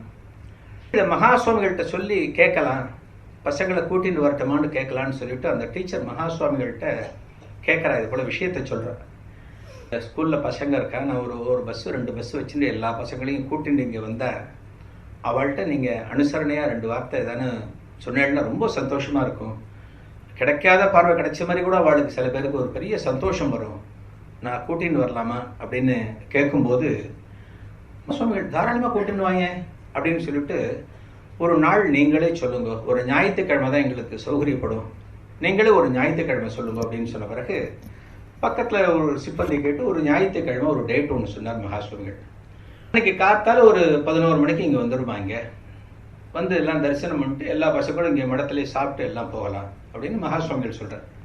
டீச்சருக்கு ரொம்ப சந்தோஷம். மகாசுவாமிகள் டேட் கொடுத்துட்டாரே, அந்த டேட்டில் பசங்கள்லாம் கூட்டிட்டு போய் ரொம்ப அவள்லாம் ஆனந்தப்பட வைக்கணும் அப்படின்னு சொல்லிட்டு அந்த டீச்சருக்கு ரொம்ப ஆவல். குறிப்பிட்ட அந்த நாள் வந்தது. அன்னைக்கு பஸ்ஸை வச்சு அந்த பசங்கள் எல்லாரையும் காஞ்சி மடத்துக்கு கூட்டின்னு போகிறா. அந்த டீச்சர் கூட்டின்னு போகிறா. மடத்து ஓரமாக பஸ்ஸை நிறுத்தி பசங்கள்லாம் லைனாக அழகாக மடத்துக்குள்ளே கூட்டின்னு போய் அந்த டீச்சர் உள்ளே போகும்போது அந்த டீச்சருக்கு ஒரு தகவல் வருது, மகாசுவாமிகள் முதல் நாள் ராத்திரிலேருந்து மௌனவரத்தில் இருக்காருன்னு சொல்லிட்டு. மகாசுவாமிகள் டேட்டு கொடுத்து இந்த ஞாயிற்றுக்கிழமை கூட்டின்னு வாமா, நான் எல்லா பசங்கள்ட்டையும் பேசுகிறேன், எல்லாருக்கும் அனுகிரகம் பண்ணுறேன் அப்படின்னு மகாசுவாமிகள் சொல்லியிருக்காரு. உள்ளே போகும்போது முதல் நாள் நைட்லேருந்து திடீர்னு மகாசுவாமிகள் வந்து மௌனத்தில் இருக்கார். இன்னைக்கு ஃபுல்லாக மௌனம், இந்த ஞாயிற்றுக்கிழமை ஃபுல்லாக ராத்திரி ஃபுல்லாக மௌனம், திங்கக்கிழமை தான் பேசுவார் அப்படின்னு சொல்லிட்டு மடத்தில் இருக்கிற பிரபல்யமான ஆட்கள்லாம் சொல்கிறார், மேனேஜர் எல்லாருமே சொல்கிறார். டீச்சருக்கு கண்ணில் அழுக வந்து கொடுத்து. ஏன்னா இத்தனை பசங்களுக்கு கூட்டின்னு வர்றதுங்கிறது மிகப்பெரிய வேலை. அது அந்த நம்ம சாதாரண ஸ்கூலில் இருக்கிற பசங்களை கூட்டின்னு போகிறதே பெரிய அவஸ்தை. இந்த கண்ணு தெரியாத பசங்கள்லாம் அழகாக வாழை சேகரம் பண்ணி கூட்டின்னு போகிறதுங்கிறது எவ்வளோ பெரிய பொறுப்பு. அது ரொம்ப அவஸ்தைப்பட்டு கூட்டின்னு வந்திருக்கா. அப்படிங்கிறதுனால அந்த டீச்சருக்கு அந்த சிரமம் தெரிஞ்சுது. அது மகாசுவாமிகள் உட்காந்துருக்கார், அங்கே ஒரு ரூமில் இருக்கார் மகாசுவாமிகள் அங்கே இல்லை. விஷயம் தெரிஞ்ச பிறகு என்ன பண்ணுறதுன்னு தெரியாமல் பசங்கள்லாம் உள்ள ஒரு ஓரமாக நிற்க வச்சுட்டு அந்த டீச்சர் மனசுக்குள்ளே பகவானை ப்ரே பண்ணுறார். மகாசுவாமிகள் சொல்லி எல்லாரையும் நான் கூட்டின்னு வந்திருக்கேன், அவள் மனசில் எல்லாம் ஒரு ஏக்கத்தோடு இருந்துருப்பா, உங்கள் தரிசனம் கிடைக்கலன்னா அவள்லாம் எப்படி இருப்பா, நான் எப்படி இதுன்றதுன்னு புரியல எனக்குன்னு சொல்லிட்டு மனசுக்குள்ளே பிரார்த்தனை பண்ணும்போது டக்குன்னு ஏதோ மின்னல் மாதிரி வருது. கண்ணை திறந்து பார்க்குறா, மகாசுவாமிகள் நடந்து வரார். அந்த ரூம்லேருந்து வெளியில் வரார். வந்துட்டு இருக்கா, பின்னாடி சிஷ்யாலாம் வந்துட்டு இருக்கா. வந்த பிறகு அங்கே கிணத்தங்கரைக்கு பக்கத்தில் ஒரு இடத்துல உட்கார்றார். உட்கார்ந்த பிறகு இந்த டீச்சரை வர சொல்லி ஒரு ஜாடை காமிக்கிறார் ஒரு சிஷியன்ட்டு சொல்லி. சிஷியன் போய் மகாசுவாமிகள் உங்களை வாங்கோ அப்படின்னு சொல்லிட்டு கூப்பிட்றாரு. மௌனமான நேரத்தில் ஏதாவது செய்க சொல்ல போறா, இன்னொரு நாள் வர சொல்லி அப்படின்னு சொல்லிட்டு அந்த டீச்சர் ஒரு பயத்தோடையே மகாசுவாமிகள் கிட்ட போய் நிற்கும்போது, ஒவ்வொரு பையனா இந்த இடத்துக்கு கூட்டிட்டு வா, நான் இங்கே தான் உட்காந்துட்டு இருக்கேன், ஒவ்வொரு பையனா கூட்டிட்டு வா, எல்லாரையும் தனித்தனியாக கூட்டிட்டு வா, எல்லாத்தையும் நான் பேசுறேன் அப்படின்னு மகாசுவாமிகள் வாயை திறந்து பேசின உடனே அந்த டீச்சருக்கு கிடைச்ச சந்தோஷம் ரொம்ப தாங்க முடியல. மடத்தில் இருக்கிற சிப்பந்திகளுக்கே ரொம்ப ஆச்சரியம். ஏன்னா முதல் நாள் ராத்திரிலேருந்து அன்னைக்கு ஞாயிற்றுக்கிழமை ராத்திரி வரைக்கும் பெரியவா மௌனம்ங்கிறது ஏற்கனவே ஒரு அறிவிக்கப்பட்ட ஒரு நிகழ்ச்சி. மடத்தில் மௌனம் தொந்தரவு பண்ணக்கூடாதுன்னு சொல்லிட்டு டக்குன்னு மகாசுவாமிகள் திடீர்னு பேச ஆரம்பிக்கிறாருன்னு சொல்லிட்டு எல்லா சிஷியாளுக்கும் மேனேஜர் எல்லாருக்கும் ஆச்சரியம் தாங்க முடியல. டீச்சர் சந்தோஷப்பட்டு ஒவ்வொருத்தராக கூட்டின்னு வந்து ஒவ்வொரு பையனையும் ஒவ்வொரு பெண்ணையும் கண் தெரியாத பார்வை தெரியாத பெண்ணையும் நிற்க வைக்கும்போது ஒவ்வொருத்தையும் ரொம்ப அழகாக பேசினாரா மகாசுவாமிகள். எந்த ஊர், நீ, உன் பேர் என்ன, உங்கள் அப்பா பேர் என்ன, உனக்கு எப்படி பார்வை போச்சு, பார்வை இருந்தபோது நீ எதையான பார்த்துருக்கியா, என்னென்ன பார்த்த, நடுப்புற உனக்கு பார்வை போச்சா அப்படின்னு அது சம்மந்தமான பலவித கேள்விகள் கேட்டு கிட்டத்தட்ட ஒரு 2.5 மணி நேரம் அவரோட அன்னைக்கு ஸ்பேர் பண்ணிருக்காங்க. முடிச்சுட்டு மத்தியானம் சாப்பிட போகும்போது கிட்டத்தட்ட ஒரு 1:30-2 மணி தாண்டி போச்சு. இன்னைக்கு அந்த குழந்தைகள் எல்லாம் நமஸ்காரம் பண்ணிட்டு அந்த டீச்சரும் நமஸ்காரம் பண்ணிட்டு தன்னோட நன்றியை கண்ணீரால் தெரிவிச்சுட்டு அதுக்கு பிறகு கிளம்பி போனான். இந்த போன பிறகு அந்த மடத்தில் இருக்கக்கூடிய 1-2 முக்கியஸ்தர்கள் மகாசுவாமிகள்கிட்ட வந்து கேட்டாலும் அன்னைக்கு, சுவாமிகளே நீங்கள் வந்து இன்னைக்கு ஃபுல்லாக மௌனவிரதம் இருக்கிறதால நேற்று சொல்லியிருந்தேன், நீங்கள் திடீர்னு வந்து இப்படி நீங்கள் எதுவும் தெரியல அப்படின்னு சொன்ன பிறகு, பாவண்டா தரிசனம் பண்ணுறதுக்காக இங்கேருந்து வந்திருக்கா, நான் பேசினாதான் அவளுக்கு தரிசனம் கொடுத்தேன்னு தெரியும், நான் கையை தூக்கி காமிச்சா அவளுக்கு தெரியாது, உனக்கு தெரியும் நான் கையை தூக்கி காமிச்சா நான் ஆசீர்வாதம் பண்ணேன்னு உனக்கு தெரியும், அவளுக்கு தெரியாது அப்படின்னு சொன்னாலாம். இந்திரா காந்தி வந்தபோதே மகாசுவாமிகள் மௌனத்திலிருந்து மகாசுவாமிகள் பேசலை அப்படிங்கிறது வரலாற்றில் பதிவான ஒரு நிகழ்ச்சி. கிரி இருக்கும்போதும் அப்படி நடந்தது. அவர் ஒரு தடவை ஸ்ரீமடத்துக்கு வரும்போது மகாசுவாமிகள் மௌனத்தில் இருந்தார், பேசவே இல்லை. இன்னைக்கு பேசவே இல்லை. அவளுக்கெல்லாம் பேசாதவா வந்து ஒரு சாதாரண குழந்தை, ஒரு வந்து கண் பார்வை தெரியாத குழந்தை, இவ வந்து மனசுல ஒரு குறையோட இங்கிருந்து போகக்கூடாது அப்படிங்கிறதுக்காக அவளை சந்தோஷப்படுத்தி அனுப்புறதுக்காக தன்னோட விரதத்தையே முடிச்சு விட்டார். இதே மாதிரி இன்னொரு சம்பவம் வந்து திருவாடானை அப்படின்னு சொல்லிட்டு ஒரு ஊர் இருக்கு, பரமக்குடி பக்கத்தில் இருக்கு. திருவாடானையிலேருந்து ஒரு பெரிய குரூப், ஒரு பக்தாள் வந்து ஒரு 30-40 பேர் ஒரு பஸ்ஸில் வந்து மகாசுவாமிகள் தரிசனம் பண்ணணும் அப்படிங்கிறதுக்காக காஞ்சிபுரத்துக்கு வந்தார். அன்னைக்கு பெரியவா மௌனத்தில் இருந்தா. அன்னைக்கு பெரிய மௌனம். சின்ன சத்தம் கூட கிடையாது. வரவெல்லாம் வரிசையில் வந்துட்டு இருக்கா. ஒவ்வொருத்தரையும் அந்த மடத்தில் இருக்கிற சிப்பந்திகள் சொல்கிறா, திருவாடலேருந்து வந்தவாள்லாம் யார், இவர் பேர் என்ன, இவர் என்ன மிராசு, என்ன பண்ணுறார், ஊரில் என்ன பண்ணுறார், ஒன்று ஒன்று சொல்லும்போது கையால் ஆசீர்வாதம் பண்ணிட்டு அவளுக்கு பிரசாதம் கொடுக்குறார். வரிசையில் வந்து சங்கரன் அப்படின்னு சொல்லிட்டு ஒரு பக்தரும் வந்துட்டு இருக்கார். சங்கரன் அப்படிங்கிறவர் யாருன்னா, இந்த நாட்டு சுதந்திர போராட்டத்துக்காக போராடின ஒரு தியாகி. அவர் திருவாடனை சொந்த ஒருவருக்கு. அந்த வெள்ளைக்காரனை எதிர்த்து ஏதோ ஒரு இடத்துல ஒரு யுத்தத்திலேயோ ஏதோ ஒன்றுலையோ பண்ணும்போது ஒரு துப்பாக்கி சூடு, ஒரு மிதி, கண்ணாபின்னு கிடைக்குமே அதெல்லாம். அதில் வந்து இவரோட 2 கண் பார்வையும் பறி போயிடுது இந்த சங்கரனுக்கு. இந்த சங்கரனுக்கு 2 கண்லையும் பார்வை கிடையாது. ஒரு முறை வந்துட்டு இருக்கு, அவர் வந்துட்டு இருக்கார், வரிசையில் வந்துட்டு இருக்கார், மகா சுவாமிகள் தரிசனம் பண்ணணும்னு சொல்லிட்டு வந்துட்டு இருக்கார். இந்த சங்கரனை மகா சுவாமிகளுக்கு ஏற்கனவே தெரியும். சங்கரன் யாரு என்ன அப்படிங்கிறது தெரியும். அந்த சங்கரனுக்கும் மகா சுவாமிகளுக்கு தெரியும். வரிசையில் வந்துட்டு இருக்கும்போது அந்த சங்கரன் முறை வரும்போது அந்த சிப்பந்தி சங்கரனை வந்து மகா சுவாமிகளுக்கு அறிமுகம் பண்றார். வந்து வெள்ளைக்காரன் எதிர்த்து ரொம்ப போராடினார், நாட்டுக்காக நிறைய பண்ணியிருக்கார் இவர். அந்த மாதிரி ஒரு தாக்குதலில் தான் இவரோட பார்வை பறிபோச்சு வெள்ளைக்காரன் காலத்தில் அப்படின்னு சொல்லும்போது மகா சுவாமிகள் அந்த சங்கரனை பார்த்து கேட்டாரான், என்ன சங்கரா எப்படி இருக்க நீ அப்படின்ட்டாரான். டக்குன்னு மௌனத்தை கரைச்சிட்டாரான். சங்கரா எப்படி இருக்க, உன் குடும்பம் எப்படி இருக்கு, பொண்டாட்டி குழந்தைலாம் நல்லா இருக்காளா, இன்னமும் நிறைய தேசத்துக்காக நீ பண்ணிட்டு இருக்கேன்னு கேள்விப்பட்டேனே, பண்ணிட்டு இருக்கியா அப்படின்னு கேட்டபோது அந்த சங்கரனுக்கு வந்து ஆனந்தம் தாங்க முடியலையா சங்கரனுக்கு. பரிவா எல்லாம் பண்ணிட்டு இருக்க, முடிஞ்ச வரைக்கும் பண்ணிட்டு இருக்கேன், எல்லாரும் சௌரியமா இருக்கான்னு சொல்லி அந்த சங்கரன்ட்ட பழைய சில நினைவுகள்லாம் கேட்டு சுதந்திர போராட்ட காலத்தில் நடந்த சில சம்பவங்கள்லாம் ஞாபகப்படுத்திட்டு அந்த சங்கரனுக்கு பிரசாதத்தை கொடுத்து பெரிய அனுப்பிச்சாரான். அதுக்கு பிறகு அந்த மடத்து சிப்பந்திகள் இதே மாதிரி சங்கரனுக்காக விரதம் முடிச்சதை பற்றி கேட்கும்போது பெரியவா சொன்னாலாம், மௌன விரதம் அப்படிங்கிறது உண்டு, இது போல ஒரு நல்ல மனுஷால ஒரு தேசத்துக்காக பாடுபட்ட ஒருத்தரை பார்க்கும்போது அந்த விரதத்தை முடிச்சா ஒன்றும் பாதகமே கிடையாது, இவெல்லாம் நாட்டுக்கு எவ்வளவோ பண்ணியிருக்கா, அவனுக்கு ஒரு சந்தோஷம் கொடுக்கணும் அப்படிங்கிறதுக்காக அவன்கிட்ட 2 வார்த்தை பேசினா அவனுக்கு சந்தோஷம் அப்படின்னா அதுக்காக என்னோட விரதத்தை முறிச்சுக்கிறதுல ஒன்றும் பெரிய பாதகம் கிடையாதுன்னு மகா சுவாமிகள் சொன்னாராம். அது மனிதாபிமானம் மனிதநேயம் அப்படிங்கிறது தான் அவரோட முதல் ஃபோக்கஸே தான்.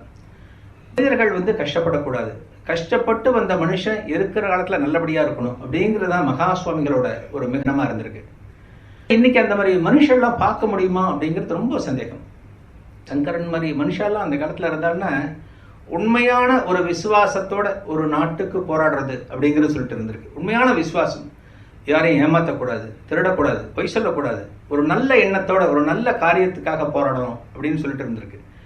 இந்த போலிகள்லாம் கிட்டத்தட்ட போலி அதெல்லாம் இன்னைக்கு தான் இருக்கு. இன்னைக்கு படம் இல்லாத விஷயமே இன்னைக்கு நம்ம பார்க்க முடியாம இருக்கு. இன்னைக்கு அமெரிக்கால வந்து ஒரு மாறுவேட போட்டி ஒன்று நடந்தது.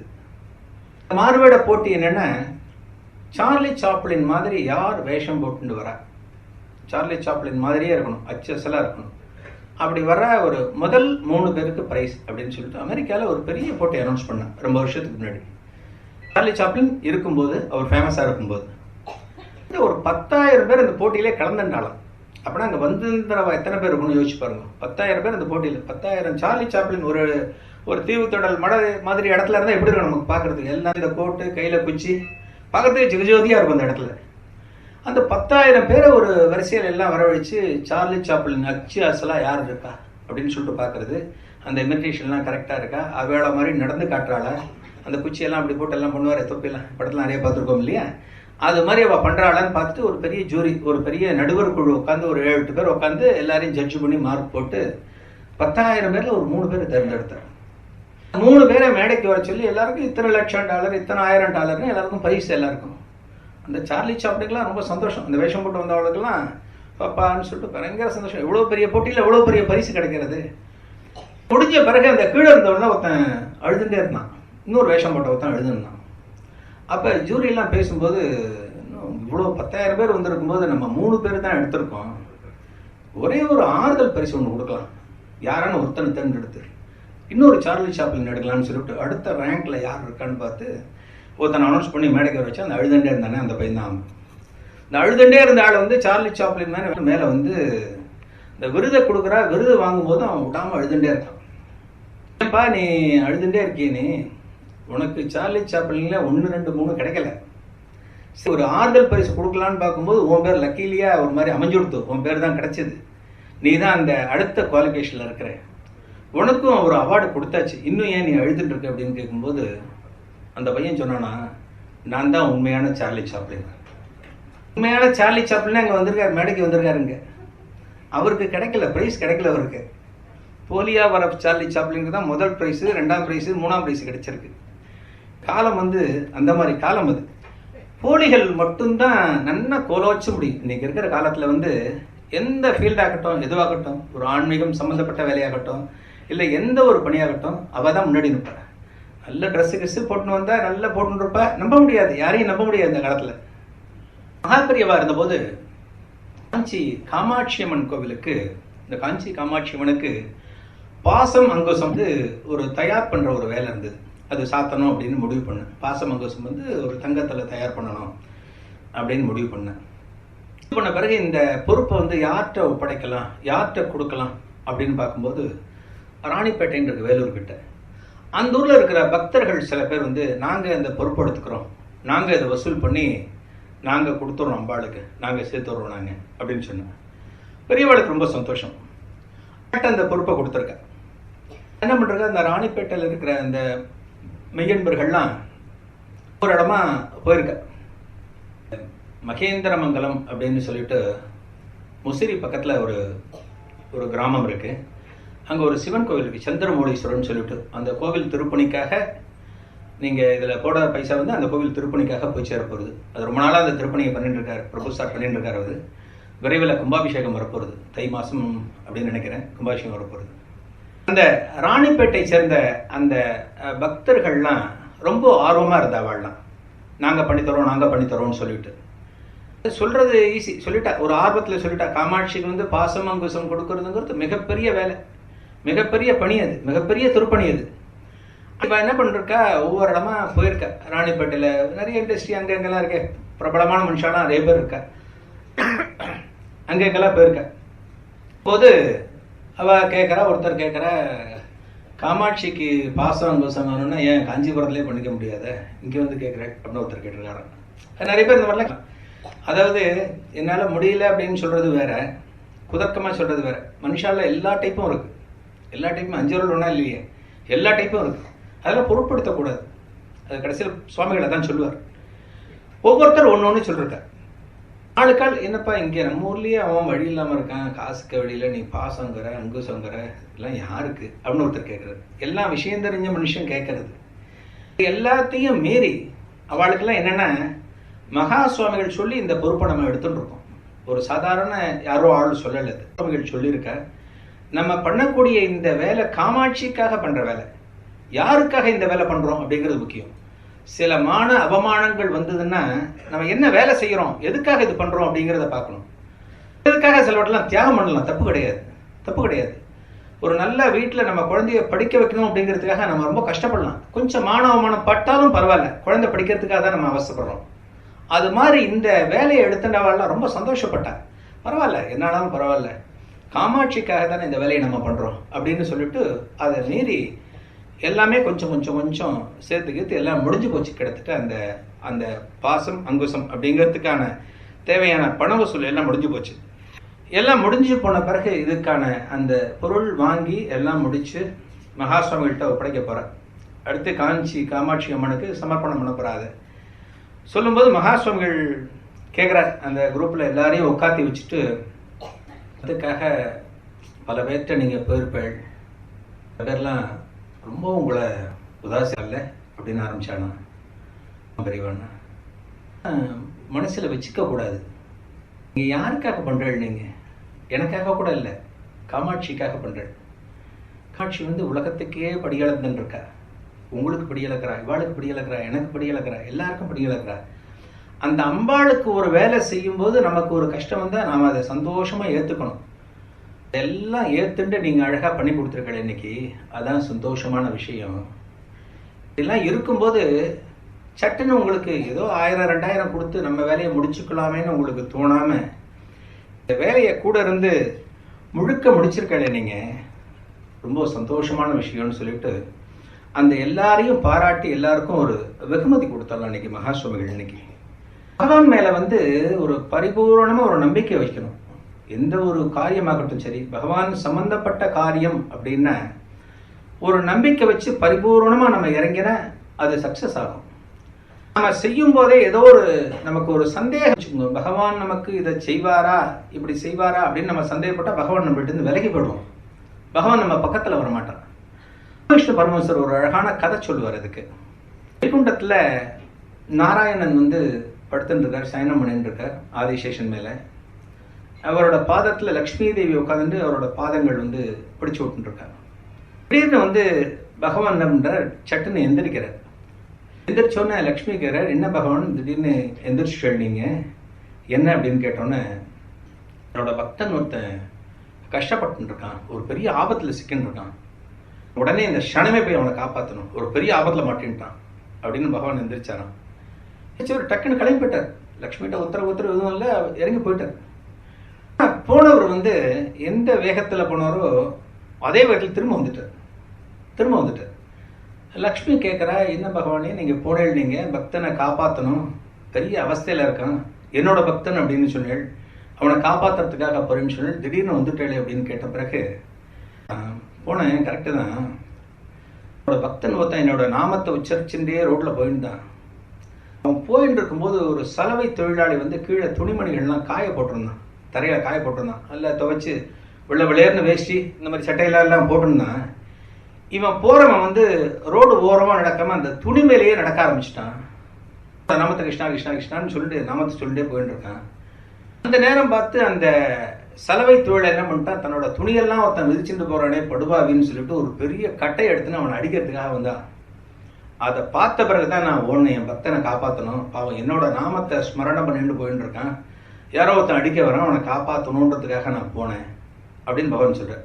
சரி போனேலே உன்னை காப்பாத்தினேட, பகவான் பத்திரமா இருக்கானா அப்படின்னு கேட்டபோது, இல்லை காப்பாற்றதான் நான் போனேன். அவன் கிட்ட நெருங்கும் போது என்ன பண்ணிட்டான், அவன் தன்னை காப்பாத்துறதுக்காக கீழே ஒரு பெரிய கருங்கல் எடுத்து அந்த சலவை தொழிலுக்கு ஓட ஆரம்பிச்சான். எனக்கு என்ன அங்கே வேலை இருக்கு, நான் வந்துட்டேன். அப்புறம் 2 பேருக்கும் அடி அங்கே விழுந்திருக்கு. இவன் கட்டையால் அடிச்சிருக்கான், அவன் கல்லால் அடிச்சிருக்கான், 2 பேருக்கும் அடி. பகவானை நம்பி நீங்க இருந்துட்டேன்னா திரும்ப வேற இந்த ஒரு இது வரக்கூடாது, ஒரு சலனம் வரக்கூடாது. இவன் பகவானை நம்பி இருந்தவன் திடீர்னு கட்டையை எடுத்துட்டு வரதை பார்த்தோன்னா கல்லை தூக்கிறோன்னு 2 பேருக்கும் போராட்டம் வலுத்து கொடுத்தே தவிர யாருமே காப்பாற்றப்படலை. பகவான் காப்பாற்ற வர மாட்டார். பகவான் நமக்கு கொடுக்குற சந்தர்ப்பங்கள் எல்லாமே நம்மளை சோதனை பண்ணக்கூடிய சந்தர்ப்பங்கள். எந்த அளவுக்கு நாம பக்குவப்பட்டிருக்கோம், ஒரு கஷ்டம் வருதுன்னா அந்த கஷ்டத்திலேருந்து மீண்டு வரத்துக்கு எந்த அளவுக்கு நமக்கு பக்குவப்பட்டிருக்கோம் அப்படிங்கிறதான் பகவான் முதல்ல நம்மளை சோதனை பண்ணு வருது. அந்த சோதனையில தாண்டி வரணும். தாண்டி வந்த பிறகுத்தான் பகவான் நமக்கு எல்லாம் சொல்லுவார். சுவாமிகளை ஒரு பக்தை மகா சுவாமிகள் மேல அபரிமிதமான பக்தி. அந்த பக்தைக்கு குறிப்பிட்ட நாள், அந்த நாள் அன்னைக்கு மகா சுவாமிகளை போய் தரிசனம் பண்ணணும் அப்படின்னு சொல்லிட்டு அந்த பக்தைக்கு ரொம்ப ஆசை. அன்னைக்கு அந்த பக்தையால அந்த இடத்துக்கு காஞ்சி மடத்துக்கு அன்னைக்கு போக முடியல. சாயங்கால நேரம் அன்னைக்கு காஞ்சி ஸ்ரீமடம் மகா சுவாமிகள் உட்காந்துட்டு இருக்கார், நிறைய பக்தர்லாம் தரிசனத்துக்காக உட்காந்துட்டு இருக்கார், நிறைய கூட்டம். அன்னைக்கு இந்த பெண்மணி மகா சுவாமிகளை தரிசனம் பண்ண முடியலையோ அப்படின்னு சொல்லணும், அந்த பெண்மணிக்கு தரிசனம் பண்ணக்கூடிய ஒரு பாக்கியம் அமைஞ்சது. அந்த கதை தான் இது, ரிவர்ஸ்லேருந்து வருவோம். அந்த பக்தை மகா சுவாமிகள் சந்நிதிக்கு முன்னால நிற்கிறார். அந்த அம்மா, அந்த அம்மாவோட ஹஸ்பண்டு, அந்த அம்மாவோட பையன், 3 பேர் மகா சுவாமிகள் சந்நிதிக்கு முன்னால் நிற்கிறார். அந்த பெண்ணோட கண்ணில் கரன்னு தண்ணீர் வந்துருக்கு. கண்ணீர் அப்படி வடிகிறது, ஆனந்தம். அதாவது இந்த நாயகனை இன்னைக்கு பார்க்க முடியுமா நினைச்சேனே, இந்த கருணை தெய்வத்தை இன்னைக்கு பார்க்க முடியுமா அப்படின்னு மனசுக்குள்ள ஒரு செஞ்சலம் இருந்ததே. ஆனா இங்க என்னை நிறுத்தி வைத்த ஒரு சக்தி, மகாபெரியவாங்கிற சக்தி அப்படின்னு சொல்லிட்டு அந்த அம்மாவுக்கு சந்தோஷம் தாங்க முடியல. மகாபெரியவா முன்னாடி பேச்சு மூச்சு இல்லாம அப்படியே நின்றுட்டு இருக்கா. இருக்கும்போது மகா சுவாமிகள் அந்த பெண்மணியை பார்த்து ஒரு கேள்வி கேட்கிறார், நல்லபடியா முடிஞ்சுதா அப்படின்னு. எடுத்தோன்னு ஸ்ட்ரெயிட்டா தான் கேட்கிறார் மகா சுவாமி அந்த பெண்மணியை பார்த்து. இது நல்லபடியா முடிஞ்சுது, இவருக்கு என்ன தெரியும் அப்படிங்கிறதெல்லாம் நமக்கு தெரியாது, ஆனா மகா சுவாமிகளுக்கு தெரியும். எல்லாம் நல்லபடியா முடிஞ்சுதா அப்படின்னு அந்த பெண்மணிகிட்ட கேட்கிறார். முடிஞ்சது சுவாமி, முடிஞ்சது பெரியவா, உங்கள் அனுகிரகத்தால் எல்லாம் நல்லபடியாக முடிஞ்சது அப்படின்னு சொல்லலாம். புறப்புறம் பெரியவா அப்படின்னு உத்தரவு கேட்கும்போது அந்த பெண்மணி, அந்த கணவர், அந்த பையன் 3 பேரையும் உத்தரவு கொடுக்கல. கொஞ்சம் இங்கே தவிர உட்காருங்கன்னு சொல்லிட்டு ஒரு இடத்த காமிக்கிறார். மகா சுவாமிகளுக்கு முன்னால் அந்த 3 பேரும் உட்கார்றார். அவா கிட்ட பேசிண்டே பக்கத்தில் தரிசனத்துக்கு வரவா எல்லாரையும் அட்டன் பண்ணிட்டு மகா சுவாமி என்ன பண்ணுறாருன்னா தொடுக்கிறாராம். ரொம்ப ஆச்சரியமாக இருக்குது இந்த விஷயம். இதை நான் மகா சுவாமிகள் வந்து பூவை தொடுத்துட்டு இருக்காங்க. உதிரி புஷ்பங்கள் இருக்குது. ஒரு நாரில் அந்த பூவை தொடுத்துட்டே இங்கே இவாழ்ட்டையும் பேசிட்டு இருக்கா, இங்கே வர பக்தாளியும் அட்டன் பண்ணிட்டு இருக்கா. இந்த பூவை தொடுத்து ஒரு 2 சின்ன மாலை ரெடி பண்ணிருக்கார் மகா சுவாமிகள். தன்னோட கைப்பட ஒரு 2 மாலை ரெடி பண்ணிருக்கார். இந்த 2 மாலையும் ரெடி பண்ண பிறகு அந்த உட்கார்ந்திருந்தாலே இந்த தம்பதி, மகா சுவாமிகள் மேலே பிரீத்தி உள்ள அந்த அம்மாவையும் அந்த ஹஸ்பண்டையும் வர சொன்னாலும் முன்னாடி இவரும் கும்பிட்டுட்டே வந்து மகா சுவாமிகள் முன்னாடி நிற்கும்போது அந்த சிஷ்யங்கையில் இந்த 2 மாலையும் எடுத்துக்க சொன்னாராம். அந்த மாமா கிட்ட ஒன்று கொடு, மாமி கிட்ட ஒன்று கொடு அப்படின்னு மகா சுவாமிகள் சொன்னாராம். இந்த மாலையை அந்த மாமா கிட்ட ஒன்றும் மாமி கிட்ட ஒன்றும் கொடுத்த பிறகு 2 பேரும் என் கண் முன்னால் மாற்றிக்குங்கோ அப்படின்னு மகா சுவாமிகள் சொல்கிறாராம். அந்த மாமா மாலையை மகா சுவாமிகள் கையால் தொடுத்த அந்த மாலை, அது எவ்வளோ பெரிய பாக்கியம் பாருங்க. அந்த மாலையை மாமி கழுத்தில் போடுறா, மாமி இந்த கழுத்தில் மாமா கழுத்தில் போடுறா. மாமிக்கும் மாமாக்கும் என்ன பண்ணுறதில்ல, அழற அப்படி தேம்பி அழற அந்த இடத்துல. என்ன காரணம்? அதுக்கு பிறகு வந்து ஒரு பிரசாதம் வேற கொடுக்குறாரு. கல்கண்டு எல்லாம் பிரசாதம் கொடுத்த பிறகு இந்த கூட இருந்த பக்தாளுக்கெல்லாம் குழப்பம். என்னடா ஒரு பெரிய சீன் நடந்துட்டு இருக்கு. அவர் பூவை தொடுக்கிறார், முன்னாடி உட்கார சொன்னார், மாலையை மாற்ற சொன்னார். என்ன யார் இவா, எதுக்காக மகா சுவாமிகள் இப்படி பண்ணியிருக்கா அப்படின்னு சொல்லிட்டு ரொம்ப அவளுக்கு ரொம்ப ஆர்வம். நமக்கே ஆர்வம் இருக்கு இல்லையா. மகா சுவாமிகளை அப்புறம் சொன்னாராம். அந்த கூட்டத்தில் இருக்கிறவெல்லாம் பார்த்து சொன்னாலாம், காத்தால இவளுக்கு பீமரத சாந்தி நடந்திருக்கு. 2 பேருக்கும் மெட்ராஸில் பீமரத சாந்தி நடந்திருக்கு. 70 வயசு அவளுக்கெல்லாம். அந்த பீமரத சாந்தி முடிஞ்சுன்னு இவரோட பையன், அந்த பையன் இருக்கானே, இந்த பையன் மெட்ராஸில் மகா சுவாமிகள் எல்லா கதையும் சொல்கிறார். அவள் சொல்ல வேண்டியது மகா சுவாமிகள் வந்து ஏதோ அந்த எழுத்து படித்து ஏதோ சொல்கிற மாதிரி சொல்லிட்டு இருக்கேன். இந்த பையனோட ஆற்றுல மெட்ராஸில் நடந்தது. இவ அம்மா அப்பா வந்து பெங்களூரில் இருக்கா, பொண்ணோட இருக்கா. பெங்களூருக்கு போயின்னு இருக்கும்போது இவ என்ன நினைச்சா, காஞ்சிபுரம் தாண்டி தானே பெங்களூர் போகிறோம், போகும்போது அப்படி மடத்துக்கு போய் பெரியவாளை பார்த்துட்டு போயிடலாமே, ஒரு நல்ல நாளாக இருக்குது இன்னைக்கு, அதனால பீமரத சாந்தி நடந்திருக்கு, பெரியவாளை பார்த்து ஒரு ஆசீர்வாதம் வாங்கலாமே அப்படின்னு சொல்லிட்டு இந்த அம்மா கேட்டிருக்கா. ஏன் உத்தியோகம் பார்க்குற பையன், அவனுக்கு 1008 ஜோலி இருக்கும் இல்லையா. அவனையும் தப்பு சொல்ல பெரியவா, அவனுக்கும் 1008 ஜோலி இருக்கும் இல்லையா. இல்லைம்மா, நாளைக்கு எனக்கு காத்தால ஒரு மீட்டிங் இருக்குது, நம்ம இப்போ சாயங்காலம் எடுத்து நம்ம கிளம்புறதே லேட்டாக எடுத்து நம்ம ராத்திரி போய் சேருவோம், ரொம்ப டயர்டாக இருக்கும், காஞ்சிபுரம் போயிட்டு போனால் கொஞ்சம் லேட்டாகும் அப்படின்னு சொல்லிட்டு சொன்னாலாம். என்ன ஆகுது, இதுக்கு முன்னாடி ஒரு விஷயத்தை சொல்ல மறந்துட்டேன். இந்த இவ 2 வண்டியும் காஞ்சிபுரம் தாண்டி போகும்போது 2 வண்டியில் வந்திருக்கா. இவ ஆத்து மனுஷா எல்லாம் சேர்ந்து 2 வண்டியில் வந்திருக்கா. முக்கியமான விஷயம் இது. அந்த 2 வண்டியில் ஒரு வண்டி பிரேக் டவுன் ஆகிடுது காஞ்சிபுரம் தாண்டின உடனே. இந்த 2 வண்டியில் ஒரு வண்டி பிரேக் டவுன் ஆகலன்னா 2மே காஞ்சிபுரம் போயிருக்கும், இது பெங்களூர் போயிருக்கும். பிரேக் டவுன் ஆன பிறகு அந்த அம்மாவுக்கு ஒரு எண்ணம், அந்த வண்டி சரி பண்ணுறதுக்கு 2 மணி நேரம் ஆகும்னு அந்த டிரைவர் சொல்லியிருக்கான். இன்னொரு வண்டி ஒன்று இருக்கு, இந்த வண்டியில் நம்ம காஞ்சிபுரம் போயிட்டு வரலாமேன்னு சொல்லிட்டு அந்த அம்மா சொல்லி அப்புறம் அந்த வண்டியில் தான் காஞ்சிபுரத்துக்கு வந்திருக்காங்க. ஒரு முக்கியமான விஷயம் அது. அந்த அம்மா அப்படி ஒரு ஆசையில் இருக்கும்போது அந்த ஆசை நிறைவேறணும் அப்படிங்கிறதுக்காகவே இது போல சீக்வன்ஸாக எல்லாம் நடந்து மடத்துக்கு வந்து மகா சுவாமிகள் பார்த்து அவகிட்ட மாலை மரியாதை எல்லா அனுகிரகமும் எல்லாம் கிடச்சி அதுக்கு பிறகு அந்த அம்மா மடத்தை விட்டு கிளம்பினாலும். மகா சுவாமிகள் பார்க்கணும், அவர்கிட்ட ஆசீர்வாதம் வாங்கணும் அப்படின்னு ஒரு உண்மையான பக்தி அவர் இருக்கும்போது இல்லை, இன்னைக்கும் உண்டு. பார்க்கணும்னு நிறைய வகையில் அவரோட ஆசீர்வாதம் கிடைக்கும். இது பல பக்தர்கள் நிறைய பேர் சொல்லியிருக்காரு. மகா சுவாமிகள்கிட்ட இப்படிப்பட்ட ஒரு பதில் இந்த பிரச்சனைக்காக எனக்கு வரணும் அப்படின்னு ஒரு பிரார்த்தனையை உண்மையா வச்சாள்னா ஆனா பதில் நிச்சயம் அவளுக்கு இன்னைக்கு கிடைக்கிறது. ஏன்னா அது சத்தியமா நடந்துட்டு இருக்கு. அந்த நம்ம பக்தியில வந்து ஒரு சத்தியம் இருக்கணும், ஒரு நேர்மை இருக்கணும். நம்ம பக்தியில் இருந்தால் அதெல்லாம் தாராளமா கிடைக்கும். பகவான் எப்பவுமே ஏழைகளுக்கு இறங்குறவன் அப்படின்னு சொல்லிட்டு இன்னைக்கு நிறைய அந்த மாதிரி தான் சொல்லிட்டு இருக்கோம். இன்னைக்கு தவிர கண்ணனும் அர்ஜுனனும் ஒரு காட்டு வழியா போயிருந்தாங்க. பேர் போயிட்டு இருக்கும்போது அந்த அர்ஜுனனுக்கு திடீர்னு ரொம்ப தாகம் எடுத்துடுது. தாகம்னா ரொம்ப சாதாரண தாகம் இல்லை, பயங்கரமான தாகம். கிருஷ்ணா தண்ணி வேணும், கிருஷ்ணா தண்ணி வேணுங்கிறான். போகிற வழியில் தண்ணி எந்த பக்கமும் கிடைக்கிறதுக்கான சந்தர்ப்பமே கிடையாது. நம்மள மாதிரி தண்ணி பாட்டெல்லாம் கிடையாது. அப்போ போயிட்டே இருக்க தண்ணிங்கிறான். பகவான் அவனுக்கு தண்ணி கொடுக்கவே வழியை காணும், எங்கேயுமே காணும். கொஞ்ச தூரம் போன பிறகு ஒரு இடத்துல கிருஷ்ணன் நின்று சொன்னா, அந்த பாரு ஒரு அரண்மனை மாதிரி ஒரு இடம் தெரியறது பாருங்க அப்படின்னாங்க. ஆமாம்மா தெரியறது அப்படின்னா, அங்கே போ, நேர போய் அங்கே யாரோ ஆள் இருப்பாங்கன்னு நினைக்கிறேன், கொஞ்சம் தண்ணியை கேளு அப்படின்னா. நான் போனேன். போய் அந்த அரண்மனைக்குள்ளே போயிட்டு அங்கே கதவை தட்டுறேன், யாரும் ஆள் இல்லை. அப்புறம் ஒரு ஆள் வரும், ஒரு கர்ண கொடூரமாக உள்ளேருந்து ஒருத்த வரான். இந்த பங்களா ஓனர் மாதிரி இருக்கான் பார்க்கறதுக்கு, அரண்மனை ஓனர் மாதிரி இருக்கான். அப்படின்னா குடிக்கிறதுக்கு கொஞ்சம் தண்ணி வேணும், ரொம்ப தாகமாக இருக்குது. தண்ணியெல்லாம் இங்கே ஒன்றும் கிடையாது, அதெல்லாம் கிடையாது. அர்ஜுனை கண்டானா, யாரை கண்டாம ஒன்றும் கிடையாது அப்படின்ட்டான். போ இங்கிருந்து போ அப்படின்ட்டான். வந்துட்டான். ரொம்ப கோபம் அர்ஜுனனுக்கு. எடுக்கலான்னு பார்த்தா பக்கத்தில் கண்ணன் இருக்கான். சரி வேண்டாம், இந்த இடத்துல கூடாது அப்படின்னு சொல்லிட்டு வந்துட்டான். என்ன தண்ணி குடிச்சிட்டியா அப்படின்னானா கண்ணன் கேட்டானா. அதையும் கேட்குற கண்ணா, அவன் இந்த மாதிரி சொல்லிட்டான், அவனை விடக்கூடாது. அவனை என்ன பண்ணும், அவனுக்கு ஏதாவது ஒரு சாபத்தை கொடுத்துரு, இல்லை நீ ஒரு சாபத்தை கொடுத்துரு அவனுக்கு அப்படின்னா. அவனோட சொத்து நல்ல ஒரு 10 மடங்கு பெருகட்டும், அவனுக்கு 10 மடங்கு அவன் சொத்து பெருகட்டும் அப்படின்னு கண்ணன் சொன்னான். அவனுக்கு அர்ஜுனன் என்னடா சாபம் கொடுக்க வச்சுன்னா இவன் வரத்தில் கொடுக்குறான்.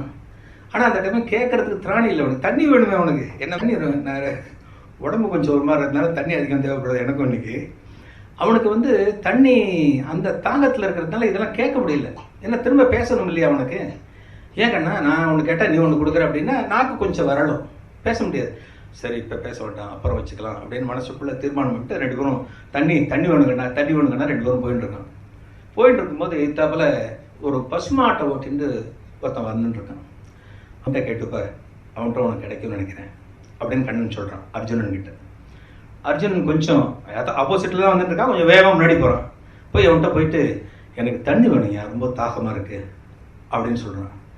ஐயோ தண்ணி என்கிட்ட இல்லையா ஐயா, இங்கே தண்ணியே கிடைக்காத இடம் இது, இங்கே தண்ணியே கிடைக்காது, ரொம்ப தூரம் நடந்து போகணும், அப்புறம் தான் தண்ணி கிடைக்கும். கிட்ட ஒரு பசுமாடு இருக்குது, கிட்ட எந்த சொத்தும் கிடையாது, எல்லா சொத்தும் என் கையை விட்டு போயிடுச்சு. இருக்கக்கூடிய இந்த ஒரு பசுமாட்டை ஒரு சந்தையில் விற்கணும் அப்படிங்கிறதுக்காக நான் ஓட்டின்னு போயிட்டு இருக்கேன். இப்போ நேர்மையாக வாழ்ந்தால் என்ன பரிசு அப்படிங்கிறத வாழ்க்கையில் நான் புரிஞ்சுட்டு இருக்கேன். இருந்த ஒரு பசுமாட்டையும் விற்கிறவன் தான் நேர்மையில் வாழ்கிறோன்னு அர்த்தம். இதை விற்க போயின்னு இருக்கேன். வேணா ஒன்று பண்ணுற, கொஞ்சம் உட்காருங்கண்ணா, பசும் பால் கறந்து உங்களுக்கு தரேன். சுத்தமான பால் உங்கள் பசியை கொஞ்சம் போக்கும், தாகத்தையும் கொஞ்சம் போக்கும் அப்படின்னு சொல்லிட்டு அந்த மாடு ஓட்டின்னு வந்த ஆள் சொல்கிறான். ஏதோ கொடுங்க, லிக்விடாக ஏதோ வேணும் அப்படின்னு சொல்லிட்டு அர்ஜுனன் ஓரத்தில் உட்காந்தான். நல்ல பசும்பால் கறந்து நல்ல சுத்தமான பசும்பால் ஒரு சொம்பு அவன்கிட்ட கொடுத்தான் அர்ஜுனன்ட்டு. அர்ஜுனன் குடித்தான். பசும்பால் குடித்த பிறகு ரொம்ப ஆனந்தம் அர்ஜுனனுக்கு. அவன் பசி தீர்ந்து போச்சு, தாகம் தீர்ந்து போச்சு, எல்லாமே தீங்கி போச்சு. பிறகு சந்தோஷமாக அவனை அணைச்சிட்டு கண்ணன் கேட்டான, என்னப்பா தாகம் தீர்ந்துதா? தீர்ந்துருச்சு கண்ணா. பசும்பால் கறந்து கொடுத்தான். எத்தனை பெரிய உத்தமன் இருக்கான், அரண்மனை வச்சுட்டு இருக்கான், அவன் கொடுக்க மாட்டேங்கிறான். ஒத்த பசுமாட்டை விற்கிறதுக்காக போயிட்டு இருக்கான், நிற்க வச்சு எனக்கு கொடுத்துருக்கான். இவனுக்கு எதானு ஒரு நல்ல வரத்தை கொடு கிருஷ்ணா, வரத்தை கொடுக்கண்ணா அப்படின்னு அர்ஜுனன் கேட்குறான். அவனோட ஒத்த பசுமாடும் அவன் சந்தைக்கு போகிறதுக்குள்ள சாகட்டும் அப்படின்ட்டான். திரும்ப வந்து விடுத்தலையா அர்ஜுனனுக்கு, வந்து விடுத்தலையா? இப்போ முன்னாடி தான் தண்ணி குடிக்காமல் இருந்தான், அந்த திராணி இல்லாமல் இருந்தான். இப்போ கேட்குறான், என்ன கண்ணா, நான் அவனுக்கு சாபத்தை கொடுக்க சொல்லி உங்ககிட்ட சொன்னேன். அவ்வளோ பெரிய அரண்மனை வச்சுட்டு இருக்கிற ஒருத்தன் ஒரு டம்ளர் தண்ணி தர மாட்டேங்கிறான், அவனுக்கு ஒரு சாபத்தை கொடுன்னா அவனோட சொத்து 10 மடங்கு பெருகணும்னு சொல்கிற. நம்மளாம் கோடி சொன்னாருன்னா ஒரு 10 கோடி சொன்னா நமக்குலாம் எவ்வளோ சந்தோஷமாக இருக்கும். அந்த மாதிரி சாபத்தை கொடுத்துருக்கார் கண்ணன். அந்த மாதிரி ஒரு வரத்தை கொடுத்துருக்காரு உனக்கு. நீ அவனுக்கு வரத்தை கொடுத்த, இவன் பாவம் நமக்கு ஹெல்ப் பண்ணிருக்கான், எனக்கு தண்ணிக்கு பதிலாக பாலை கொடுத்துருக்கான். அவன் ஒத்த பசுமாடை வித்துட்டு வர காசு தான் அவனோட ஜீவனம். ஆனால் அந்த ஒரு பசுமாடும் சந்தைக்கு போகிறதுக்குள்ள சாகணும்னு நீ சொல்றியே அப்படின்னு அர்ஜுனன் கேட்டபோது கிருஷ்ணன் சொன்னானா, சொத்து அவனுக்கு பெருகினாதான் அவனுக்கு தப்பு நிறைய பண்ணுவான். அவன் தப்பு நிறைய பண்ணுவான். பணம் எங்கெங்க இருக்கோ அந்த இடத்துல தப்பு அதிகம் நடக்கும். அவன் பணம் அதிகம் பண்ண பண்ண பண்ண அவனுக்கு இது தண்டனை என்ன கூடிட்டே போகும். இந்த தயிர்காரி கோடு மாதிரி நிறைய ஏறிட்டே போகும். தண்டனை அவனுக்கு ரொம்ப அதிகமாக கிடைக்கும், ரொம்ப அவஸ்தைப்படுவான். இவன் பசுமாடை ஓட்டுன்னு போய் சந்தைக்கு ஊற்றி ஏதோ காசு இவன் வாழும்போது என்ன தப்பு பண்ண போறான்னு தெரியல. இவன் போயிட்டானா இவனுக்கு வைகுந்தத்துக்கே கூப்பிட்டு ஓஹோன்னு இவனை கவனிச்சிருவேன், கவலைப்படாத, இவனுக்கு தான் நல்ல வாழ்க்கை அப்படின்னு சொல்லிட்டு கண்ணன் எக்ஸ்பிளைன் பண்ணானா. சொல்றேன், பகவான் ஒருத்தருக்கு என்னென்ன கொடுக்கணும், என்னென்ன கொடுக்கக்கூடாது, எதை கொடுக்கணும் அப்படிங்கிறதுலாம் பகவானுக்கு ரொம்ப நல்லா தெரியும். சுவாமிகள் காஞ்சிபுரத்தில் இருந்தபோது தேவராஜ சர்மா அப்படின்னு சொல்லிட்டு ஒரு தேனம்பாக்கத்தில் இருந்த ஒருத்தர் மகாசுவாமிகள் தரிசனத்துக்காக ஒரு நாள் வர்றார். அடிக்கடி வருவார் அவர். அந்த தேவராஜ சர்மாவுக்கு வந்து காதில் வந்து ஒரு வலி ஒன்று, பயங்கரமான வலி காதில். ஏதோ ப்ராப்ளம் வந்து டாக்டர்கிட்ட போய் அங்கே போய் இங்கே போய் அது வியாதி ரொம்ப முத்தி எடுத்துன்னு வச்சுக்கோங்க. காதில் வந்து ரொம்ப வலி. அவர் என்ன பண்ணிட்டார், டெஸ்ட்லாம் பண்ணி பார்த்துட்டு ஆப்ரேஷன் தான் பண்ணணும் அப்படின்னு தீர்மானமாக சொல்லிட்டார். அவருக்கு ஆப்ரேஷன் தான் பண்ணணும், காதுக்கு ஆப்ரேஷன் பண்ணால் தான் அது சரியாக போகும் அப்படின்னு டாக்டர் சொல்லிட்டார். தேவராஜ சர்மா ஆப்ரேஷன் பண்ணுறதுக்கும் ரெடியாக இருந்தார். ஆனால் அவருக்கு என்னென்ன, பெரியவா வந்து சொல்லணும், உத்தரவு சொல்லணும். ஏன்னா பெரியவா பக்தர் அவர். நீ ஆப்ரேஷன் பண்ணிக்கோ அப்படின்ட்டா கண்ணு முண்டு கொண்டுவார். அந்த டாக்டர் கத்துக்குட்டியோ எந்த குட்டியோ அதெல்லாம் வேற. பெரியவா உத்தரவு கொடுக்கணும். பெரியவா உத்தரவு வாங்கறதுக்காக பெரியவா கிட்ட போனார். கிட்ட போன பிறகு தன்னோட பிரச்சனை எல்லாம் சொல்லி இவர் வந்து அன்னைக்கு சாத்துக்குடி வாங்கிட்டு போயிருக்கார் பெரியவாளுக்கு. சாத்துக்குடியெல்லாம் வாங்கி பெரியவாளுக்கு கொடுத்துட்டு பெரியவா கிட்ட உட்காந்துட்டு இருக்கார். தன்னோட பிரச்சனையும் சொல்லியிருக்கார். பெரியவா எதுவும் பதில் பேசலை. சாத்துக்குடி தோல் எல்லாம் உரிச்சு போட்டுருந்தாராம். ஒரு 5-6 சாத்துக்குடி வேண்டாருன்னா நம்ம அதில் ஜூஸ் குடிக்கும் போது சாத்துக்குடி தோல் ஒழிப்போம். பெரியவா சும்மா உரிச்சு போட்டுருந்தாராம். அந்த தேவராஜ சர்மாவுக்கு என்ன தோணித்துன்னா, தன்னோட வினைகளை வந்து பெரியவா எடுத்துன்னு இருக்காப்புல இருக்கு அப்படின்னு சொல்லிட்டு அவருக்கு அந்த சமயத்தில் அப்படி தோணிருக்கு தேவராஜ சர்மாவுக்கு. 1/2 மணி நேரம் இங்கே பெரியவா சன்னிதியில் உட்காந்தா. அப்புறம் ஒரு சாத்துக்குடியை அவருக்கு பிரசாதமாக கொடுத்து, வேற பிரசாதம் கொடுத்து, வேற எதுவும் பதில் சொல்ல போன்னு தேவராஜ சர்மா அனுப்பிச்சிட்டார் மகாசுவாமிகள். தேவராஜ சர்மா வீட்டுக்கு வந்துட்டார். அடுத்த வாரம் ஒரு நாள் வந்து அவர் டெஸ்ட்டுக்கு போகன்றது, அந்த காது ஆப்ரேஷனுக்கு ஒரு டேட் ஃபிக்ஸ் பண்ணணும். அந்த டாக்டர் கிட்ட டெஸ்ட் பண்ணி பார்த்தா டாக்டர் ரொம்ப அதிசயித்து போயிட்டார். என்னென்ன ப்ராப்ளம் இவர் காதில் இருக்குன்னு சொல்லிட்டு ஒரு பெரிய பட்டியல் மளிகை சாமான் லிஸ்ட் மாதிரி போட்டு வச்சிருந்தாரோ அது எதுவுமே இப்போ அவருக்கு இல்லை. ப்ராப்ளம் எதுவுமே காதில் அவருக்கு இல்லை. இவருக்கு காது கொஞ்சம் கொஞ்சமாக ப்ராப்ளம் வந்து இல்லைங்கிறத இவரும் உணர ஆரம்பிச்சிட்டார். தேவராஜ சர்மா உணர ஆரம்பிச்சிட்டார். டாக்டர் வந்து இவர்கிட்ட கேட்குறார், தேவராஜ சர்மாட்ட நீங்கள் இந்த ஒரு வார கேப்பில் வேறு ஏதாவது டாக்டர்கிட்ட நீங்கள் போனீங்களா? அந்த டாக்டர் தேவராஜ சர்மாட்ட கேட்குறாரு. எங்கேயும் போகவும் இல்லையே, எதுவும் போகலை, நீங்கள் எதுக்காக கேட்குறீங்க அப்படின்னு டாக்டர்கிட்ட கேட்கும்போது, இல்லை உங்களுக்கு வந்து ப்ராப்ளம் எப்படி போச்சுன்னு தெரியல, நீங்கள் அதை சொன்னீங்கன்னா அந்த டாக்டர்கிட்ட நானும் ஒரு லிங்க் வச்சுருப்பேன், வியாதி போகிறதுக்கெல்லாம் ஈஸியான வழி இல்லைன்னு சொல்லுவார் போல இருக்கு. சுத்தமாக படுத்து ஒரே வாரத்தில் உங்களுக்கு இருந்த வியாதி சுத்தமாக படுத்துன்னா அது பெரிய மிராக்கிள். அது எந்த டாக்டர்னு சொல்லுங்கன்னு நம்பாமலே கேட்டிருந்தார் அந்த டாக்டர், நிஜமலே டாக்டர்னு. இவர் திரும்ப என்னடா டாக்டர்னு சொல்கிறான்னு சொல்லிட்டு, ஆமாம் உண்மையிலே ஒரு டாக்டர் ஒருத்தர் இருக்கார். டாக்டர் அவர் காஞ்சிபுரத்தில் இருக்கார். அவர் தான் என்னோட வியாதியை போக்கிறவர்னு சொன்ன பிறகு சுவாமிகள்னு கடைசியாக சொன்னாரா. அந்த டாக்டருக்கு ரொம்ப ஆச்சரியம். இப்படி ஒருத்தர் இருப்பாரா இந்த உலகத்தில்? ஏன்னா அவர் இந்த கோவில் இதெல்லாம் போகிற டாக்டர் இல்லை போல இருக்கவருக்கு. ரொம்ப ஆச்சரியம் அவர், இப்படி ஒருத்தர் இருக்காரா அப்படின்னு சொல்லிட்டு ஒரு சர்டிஃபிகேட்டில் எழுதி கொடுத்தாரா அவருக்கு. இது போல் இந்த மிராக்கிள் வந்து ரொம்ப ஆச்சரியமான ஒன்றுன்னு சொல்லிட்டு அந்த மெடிக்கல் ஹிஸ்ட்ரியில் எழுதினாராம். இதுக்கு பிறகு அவருக்கு ஆப்ரேஷனும் எதுவுமே தேவைப்படலை. காது நோயும் எந்த பிரச்சனையும் இல்லை. ரொம்ப வருஷம் எந்தவித பிரச்சனையும் இல்லாமல் ரொம்ப நன்னா இருந்ததா ஒரு தகவல் அவரோட வாழ்க்கையில். நமக்கு வந்து என்ன விதிக்கப்பட்டிருக்கோ அதை நம்ம எடுத்துக்கணும். அது ஒருத்தருக்கு ஒன்று வினைகள்ங்கிறது சும்மா கிடையாது. அவங்கவுங்க பூர்வ வினைகள் வந்து யாராலையும் எதுவும் எடுக்க முடியாது. அதெல்லாம் நம்ம அனுபவிச்சு தான் ஆகணும். அதெல்லாம் ப்ளஸ் மைனஸ் எல்லா கணக்கும் பண்ணி நமக்கு என்ன கொடுக்கப்பட்டிருக்கோ அதை நம்ம எடுத்துக்கணும், அதை பத்திரமா எடுத்துக்கணும். அதுதான் நமக்கு உண்டானது அதுதான் அப்படின்னு எடுத்துக்கணும். மகா சுவாமிகளோட ஒரு பக்தர் ஒருத்தர் இருந்தார். அதாவது மடம் இந்த சம்பந்தப்பட்ட சம்பிரதாயத்தில் வந்து கடல் வந்து சாஸ்திரம் எப்பவுமே ஒப்புக்காது. கடல் கடந்து சில சன்னியாசிகள்லாம் என்றைக்கும் கடல் கடந்து போக மாட்டாங்க, கடந்து போகக்கூடாது. சாஸ்திரத்தில் ஒரு விதி இருக்கு. ஆனால் இன்னைக்கு நம்ம லௌகிகத்துக்காக நிறைய போகிறோம். சாஸ்திரம் படித்த குடும்பம் அந்த மாதிரி குடும்பம் எல்லாமே இருந்தாலும் இன்னைக்கு பல குடும்பத்தில் வந்து நிறைய இடத்துக்கு போகிறான். அது போகாமல் இருக்க முடியாது. பல தேவைகள் இருக்குது. அதெல்லாம் பண தேவைகள் இருக்குது, பொருள் தேவை இருக்குது, வீட்டில் வந்து அப்பா அம்மா எல்லாம் கவனிக்கணும், நிறைய தேவைகள் இருக்குது. அதுக்காக இன்னைக்கு பல பேர் இன்னைக்கு ஃபாரின்லாம் போக ஆரம்பிச்சிருக்கா இன்னைக்கு. ஆனால் உண்மையான அந்த சம்பிரதாயத்தில் சாஸ்திரத்தில் வந்து ஒரு ஒப்புதலான ஒரு கருத்து இருக்கக்கூடிய குடும்பத்தில் இருக்கிறவ போகவே மாட்டான், இன்னைக்கு போக மாட்டான். அதுக்கு ரொம்ப அபிமானமான ஒரு குடும்பத்தில் இருக்கக்கூடிய ஒரு பையனுக்கு வந்து ஒரு ஃபாரின் போகக்கூடிய ஒரு சந்தர்ப்பம் கிடைச்சது. ஃபாரின் வேலையை எடுத்துட்டே ஆகணும் அப்படின்னு ஒரு சூழ்நிலை அந்த பையனுக்கு. நிறைய கடன் நிறைய சேர்ந்து கொடுத்து அதெல்லாம் கடல்லாம் அடைக்கணும்னா நிறைய டாலரில் தானே கொண்டு வரணும். நம்ம ஊரில் அந்த சம்பளம் வராது இல்லையா? டாலராக கொண்டு வரணும். அங்கேருந்து கொண்டு வந்து கொட்டினா தான் அந்த கடல்லாம் நல்லபடியாக வெளியில் வர முடியும் அப்படிங்கிற சூழ்நிலை அந்த பையனுக்கு. அந்த பையன் மகா சுவாமிகளுக்கு ரொம்ப ரொம்ப அத்தியந்தமான பக்தன். மகா சுவாமிகள் வந்து பர்சனலாக அந்த பையனை தெரியும். பார்த்தா அவனை பேர் சொல்லி கூப்பிடுவார், அந்த மாதிரி தெரியும். அவனுக்கு ரொம்ப குழப்பம். இந்த அளவுக்கு மகா சுவாமிகள் மேலே பக்தி வச்சிருக்கோமே, நம்ம குடும்பம் இந்த அளவுக்கு மகா சுவாமிகள் மேலே ஒரு பக்தியாக இருக்கே, நம்மளே வந்து வெளிநாடு வேலைக்காக போகிறதுங்கிறது நன்னா இருக்குமா அப்படின்லாம் ரொம்ப யோசனை பண்ணினா. அப்புறம் வேற வழி இல்லை. கடைசியில் எப்பவுமே அநியாயம் தான் ஜெயிக்கும். நீங்கள் இந்த போராட்டம்லாம் பண்ணி பார்த்தீங்கன்னா நியாயம் ஜெயிக்கவே ஜெயிக்காது. கடைசியில் அநியாயம் தான் இருக்கும். 2 பேர் வெளியே நடந்தான் அன்றைக்கி ஒரு நாள், ஒரு கோவில் பக்கத்தில். 2 பேர் ஏதோ பேசியிருந்தான், போவோமா வேணாமா போவோமா வேணாமான்னா. ஒருத்தன் போகணும்னா ஒருத்தன் வேணான்னா. கோவில் இந்த பக்கத்தில் இன்னொரு இடம், நடுப்புறம் ரெண்டு பேசியிருந்தான். போகணும்னு சொன்னான் இல்லையா, அவன் சொன்னவன் தான் ஜெயிச்சுது. 2 பேரும் 2 பேரும் டாஸ்மாக் பக்கம் போனோம். கோயில் இந்த பக்கம், கோயில் பக்கம் போகல. கோயில் பக்கம் போகணும் ஒருத்தன் பேசியிருந்தான். கடைசியில் இன்னொருத்தன் பார்வை தான் ஜெயிச்சுது. கடைசியில் எப்போவுமே பார்த்தீங்கன்னா அநியாயம் தான் ஜெயிக்கும். அதே போல் இந்த பையன் எல்லா போராட்டமும் பண்ணி பார்த்துட்டு பரவாயில்ல ஃபாரின் போயிடுவோம், போனால் தான் நமக்கு சௌரியமாக இருக்கும்னு சொல்லிட்டு ஃபாரின் போயிட்டான். ஆனாலும் இந்த பையனுக்கு மனசில் வந்து ஒரு பெரிய குறை இருந்துகிட்டே இருக்குது. ஐயோ பெரியவாளோட அந்த சாஸ்திர சம்பிரதாயத்துக்கு நம்ம ஒரு விரோதமாக இருந்துட்டோமோ, அதுலேருந்து கொஞ்சம் மீறிட்டோமோன்னு சொல்லிட்டு ரொம்ப கவலை இருந்தது.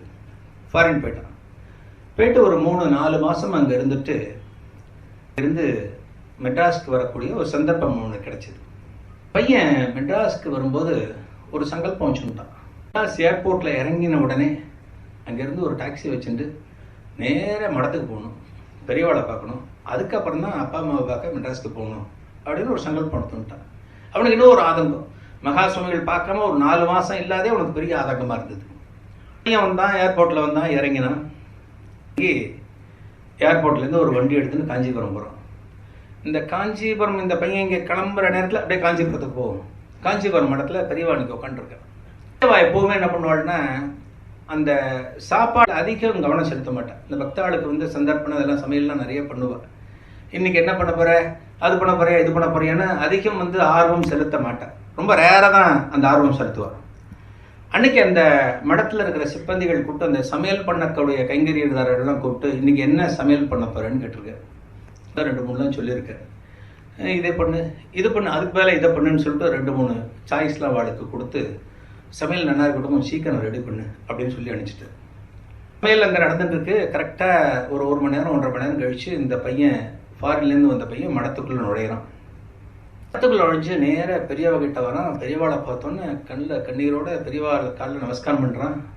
தேம்பி எழ ஆரம்பிக்கிறான். பெரியவாளுக்கு முன்னாடி உட்காந்து பெரியவா கையை மட்டும் ஆசீர்வாதம் பண்ணிட்டு ஒரு சிஷ்யர் ஒருத்தர் கூப்பிட்டு நேராக அவனை சாப்பிட கூப்பிட்டு போ, முதல்ல சாப்பிட கூட்டின்னு போயிட்டு சாப்பிட்டு முடிச்சு கூட்டின்னு வா அப்படின்னு ஒப்படைக்கிறாரு. வந்துட்டு இந்த ஃபாரின்லேருந்து வந்த அந்த பையனும் ஒன்றும் சொல்லலை, நேராக போயிட்டான். அவ கூட போயிட்டான். நல்ல சாப்பாடு, இவனுக்கு நல்ல சாப்பாடு ரெடியாகுங்கிறதுக்காக மகாசுவாமிகள் காத்தால ஒரு மெனு சொல்லியிருக்கார், இவனுக்கு பிடிச்ச மெனுவை. அந்த பையன் சாப்பிட்டு முடிச்சுட்டு மகாசுவாமிகிட்ட வரான். இந்த வரத்துக்கான இந்த இடைவேளையில் இந்த ஒரு கேப்பில் அவன் சாப்பிட்டு இருக்கும்போது அங்கே கூட இருக்கிற பக்தாள்கிட்ட வந்து மகாசுவாமிகள் கேட்குறார், ஒருத்த வந்தானே அவன் ஃபாரின்லேருந்து வந்திருக்கான், என்னோட பக்தன் தான், அவன் பார்க்காம அவன் இருக்க மாட்டான், மாதத்துக்கு 3-4 தடவை வருவான், 4 மாதம் ஆச்சு அவன் என்னை பார்க்கல, அவன் வந்திருக்கான், எனக்கு ஏதோ கொடுக்கணும்னு ஆசைப்படுறான். அவன் ஏதோ ஒன்று மகாசுவாமிகளுக்கு அவர் சாரதந்திர மடத்துக்கு கொடுக்கணும்னு ஆசைப்படுறான். அவன்கிட்ட நான் என்ன வாங்கிக்கிறது அப்படின்னு சொல்லிட்டு மகாசுவாமிகள் கூட இருக்கிற பக்தாள்கிட்ட கேட்குறாளாம். ரொம்ப ஆச்சரியம். பெரியவா வந்து ஒரு பொருளை கேட்கறதுங்கிறது முதல் ஆச்சரியம், நான் என்ன கேட்கறதுன்னு அடுத்தவாள்கிட்ட கேட்கறது 2வது ஆச்சரியம். என்ன நம்மள்கிட்ட இப்படி கேட்குறான்னு சொல்லிட்டு அவளுக்கு என்ன சொல்றது அப்படின்னு புரியல. இது நடந்துட்டு இருக்கும் போதே அந்த பையன் சாப்பிட்டுட்டு வந்துட்டான். சாப்பிட்டுட்டு மகாசுவாமிகிட்ட வந்த பிறகு நமஸ்காரம் பண்ணிட்டு மகாசுவாமிகிட்ட நிற்கிறான். சொல்லுங்க, நான் கேட்டேனே அப்ப இந்த பையன்கிட்ட என்ன வாங்கலாம் அப்படின்னு சொல்லிட்டு மகாசுவாமிகள் அதுக்கு ஒரு சின்ன பிரேக் கொடுத்துட்டு வந்தாரான். இவனை நான் எதுக்காக முதல்ல சாப்பிட அனுப்பிச்சேன்னு தெரியுமா அப்படின்ட்டு கேட்குறாளாம் இங்கே இருக்கிறவாள்கிட்ட. பையனும் பார்த்துட்டு இருக்கான் ஆர்வத்தோட, இவர் என்ன பதில் சொல்ல போறார் அப்படின்னு அந்த பையனும் பார்த்துட்டு இருக்கான். பெரியவா என்னன்னு சொல்லுங்க, நீங்கள் சொன்னால் தெரிஞ்சுக்கிறோம் அப்படின்னு எல்லாம் இருந்தேன். ஃபாரினில் ஃப்ளைட்டு ஏறும்போது என்னோட முகத்தை பார்க்குற வரைக்கும் ஒரு பச்சை தண்ணி கூட பல்லில் படக்கூடாதுன்னு நினச்சின்னு வந்திருக்கான். கிட்டத்தட்ட ஒரு 4-4.5 மணி நேரம் 5 மணி நேரத்துக்கு மேலே அவன் பல்ல ஒரு பச்சை தண்ணி கூட படலை. ஃப்ளைட்டில் வந்திருக்கான், ஏர்போர்ட் வந்திருக்கான், அங்கேயும் சாப்பிடல, வர்ற வெளியும் சாப்பிடல, பசியோடு வந்திருக்கான். அதுக்காகத்தான் இவனை முதல்ல சாப்பிட நினச்சேன். வந்த உடனே சாப்பிட்டு வந்திருக்கான். இப்போ சொல்லுப்போ, நான் இவன்கிட்ட ஏதானு வாங்கிக்கணும்னு கேட்டேனே, இவங்ககிட்ட நான் என்ன வாங்கிக்கிறதுன்னு அந்த பையனை வச்சுட்டே கேட்குறேன். பையனுக்கும் சந்தோஷம், நம்மள்கிட்ட ஏதோ வாங்கிக்கணும்னு பெரியவா நினைக்கிறேன். அந்த ஃபாரின் போயிட்டு வந்த காசில் எதுவும் வாங்க மாட்டேன் எப்போவுமே. நீங்கள் ஃபாரின் இன்னைக்கெல்லாம் அது வேற விட்டுருங்க. அந்த ஃபாரின் போயிட்டு வந்த அந்த பணத்தில் வந்து எந்த ஒரு சௌகரியத்தையும் அந்த சன்னியாசிகள் அனுபவிக்கக்கூடாது அப்படின்னு சொல்லிட்டு சாஸ்திரத்தில் இருக்கு. மகாசுவாமிகள் கேட்குறார், இவன்கிட்ட ஏதானு வாங்கிக்கணும், இவன் வாங்கி தரணும்னு நினைக்கிறான், என்ன வாங்கிக்கலாம் சொல்லுங்கன்னு கேட்குறான். யாரும் எதுவும் சொல்லலை. சில அதுக்கான பதிலையும் பெரியவாளே சொல்லிட்டான். ஒரு மடத்தோட சிப்பந்தி ஒருத்தர் கூப்பிட்டேன், கடைக்கு கூட்டின்னு போயிட்டு கடைக்கு போய் எள்ளு புண்ணாக்கு வாங்கிக்கோ, கொஞ்சம் அளவு சொல்கிறேன், 2 கிலோவோ ஏதோ 3 கிலோவோ எள்ளு புண்ணாக்கு வாங்கிக்கோ, கொஞ்சம் தையல் எல்லாம் வாங்கிக்கோ, இவனோட காசில் வாங்கிக்கோ, இவனோட காசில் வாங்கிட்டு மடத்துக்குண்டா அப்படின்னாரு. அப்படின்னு சொல்லிட்டு அதுக்கான விளக்கத்தை மகாசுவாமிகள் சொல்கிறார். இந்த எள்ளு புண்ணாக்கு வந்து மனுஷா சாப்பிட முடியாது, மனுஷா சாப்பிடக்கூடிய வஸ்து கிடையாது. மாடுகள் சாப்பிடும். மாடுகள் சாப்பிடும்போது ஒரு பசுமாடு அந்த எள்ளு புண்ணாக்கை தின்னுட்டு பாலை கொடுக்கறதுனா அந்த எள்ளு புண்ணாக்குலேருந்து வரக்கூடிய ஏதோ ஒரு சப்ஸ்டன்ஸ் வந்து அந்த பாலில் இருக்கும். அந்த ஒரு பசுவினோட உடம்புலேருந்து வரக்கூடிய எந்த ஒரு பொருளுக்கும் தோஷம் இல்லைன்னு சாஸ்திரத்தில் சொல்லியிருக்கு.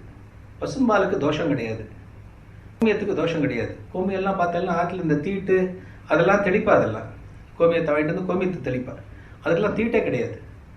அந்த பசும்பாலுக்கு எந்த தோஷமும் இல்லை. அந்த புண்ணாக்கு வந்து பசுமாடு சாப்பிடலாம், அந்த ஜீவராசி சாப்பிடலாம். அதுலேருந்து வரக்கூடிய பாலை நான் சாப்பிட்டேன்னா அவன் கொடுத்த காசை நான் எடுத்துட்டதா அர்த்தம். இலைக்கும் தோஷம் கிடையாது, சாப்பிட்டு தூர போட்டுடுறோம், இலைக்கும் தோஷம் கிடையாது அப்படின்னு சொல்லிட்டு மகாசுவாமிகள் சொன்ன பிறகு அந்த பக்தனுக்கு ரொம்ப கண்ணீர் விட்டு தாங்க முடியல. அந்த பையனுக்கு என்னென்ன, நமக்கு நம்மளோட விஷயத்தை வந்து மகாசுவாமிகள் எடுத்துப்பாரா அப்படின்னு ஒரு சந்தேகம் இருக்கக்கூடிய நிலைமையில மகாசுவாமிகளை இவன்ட்டு என்ன வாங்கிக்கலாம், எப்படி அந்த பொருளை எடுத்துக்கலாம்னு சொல்லிட்டு ஒரு வழியும் சொன்ன பிறகு அந்த கூடியிருந்தவள்லாம் ரொம்ப ஆச்சரியப்பட்டு வியந்து போனாலாம்.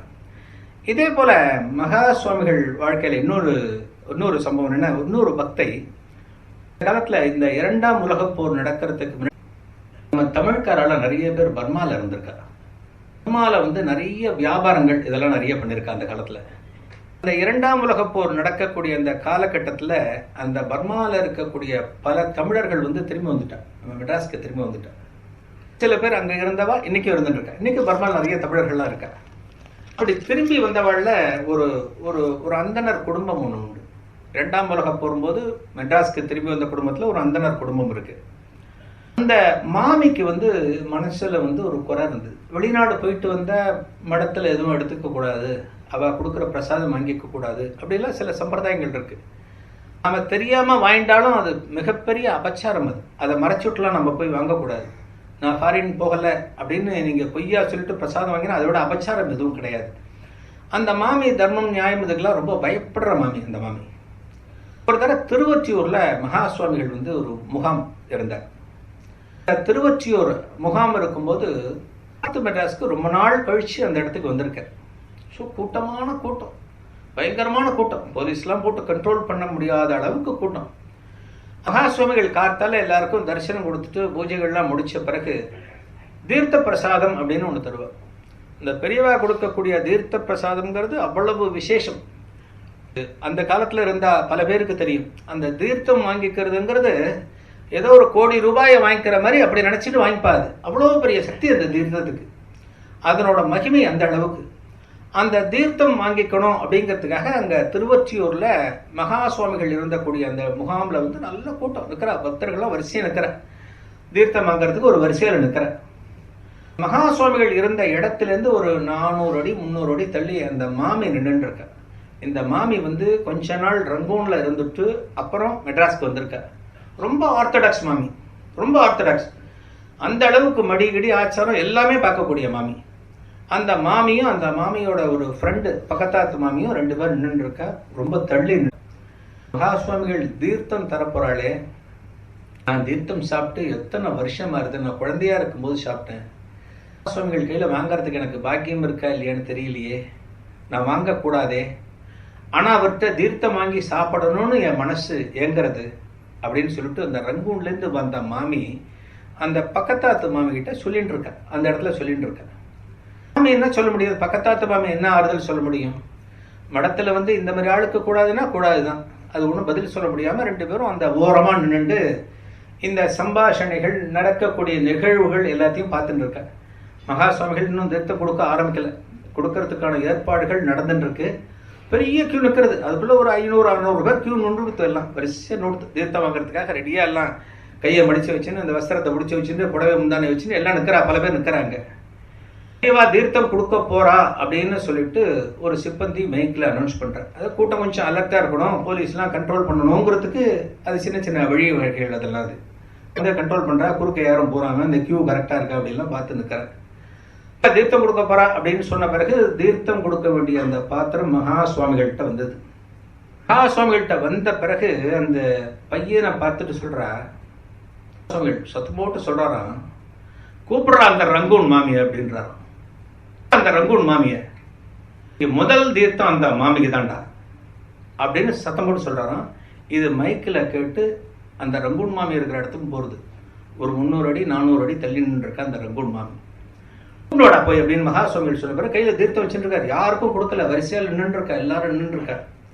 இந்த சிப்பந்தி போய் ரங்கூன் மாமி யாருன்னு அவன் யாரை கண்டான், மெட்ராஸ்ல இருக்க மாமி அடையாளம் தெரியாது அவனுக்கு.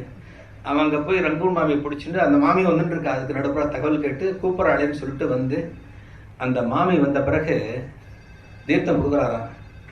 தீர்த்தம் கொடுப்பேனோ மாட்டியோன்னு சொல்லிட்டு யோசிச்சிருந்தல்ல, பேசிச்சிருந்தல்ல, உனக்கு தான் இன்னைக்கு முதல் தீர்த்தம், சாப்பிடு, எந்த தோஷமும் கிடையாது அப்படின்னு சொல்லிட்டு மகா சுவாமி தீர்த்தம் கொடுத்தாலும் ஐயோ இருக்க அந்த மாமி ஒரு மனசுல ஒரு ஏக்கம், ஒரு நியாயமான ஏக்கம்.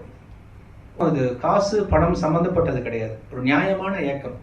மகா சுவாமிகள் கையிலால் தீர்த்தம் சாப்பிடணும், ஆனால் நான் ஃபாரின் போயிட்டு வந்துட்டேன், எனக்கு கிடைக்குமா? எவ்வளோ ஒரு ஏக்கம். இந்த ஏக்கம் இருக்கக்கூடாது அப்படின்னு அந்த மகா சுவாமிகள் அந்த நடமாடும் தெய்வம் தீர்மானித்து அந்த மாமிகளோட மனசில் என்ன இருக்குங்கிறத புரிஞ்சுட்டு தன்னோட இடத்துக்கு வரவழைச்சு கூப்பிட்டு வச்சு அந்த தீர்த்தம் கொடுத்தாரு. இன்னைக்கு இதே மாதிரி தீர்த்தம் சம்மந்தப்பட்ட இன்னும் என்ன நிகழ்வு கூட ஒன்று இருக்கு. கும்பகோணத்தில் ஒரு முகாம் இருந்தார்.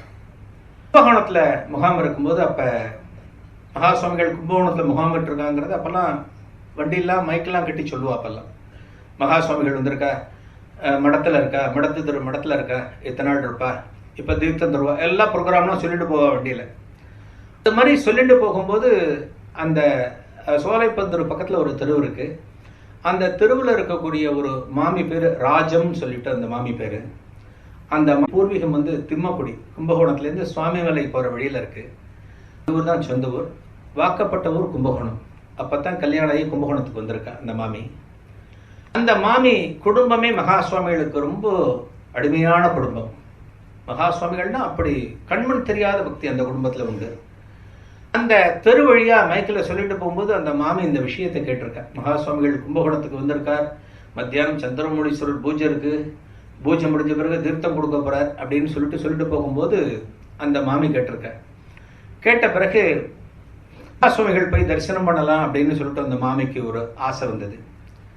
மாமியார் கிட்ட சொல்லிருக்கா, ஏன்னா அப்பத்தானே கல்யாணம் ஆகி வந்திருக்கா அந்த ஆத்துல, டக்குன்னு முடிவெடுக்க பண்ண முடியாது இல்லையா.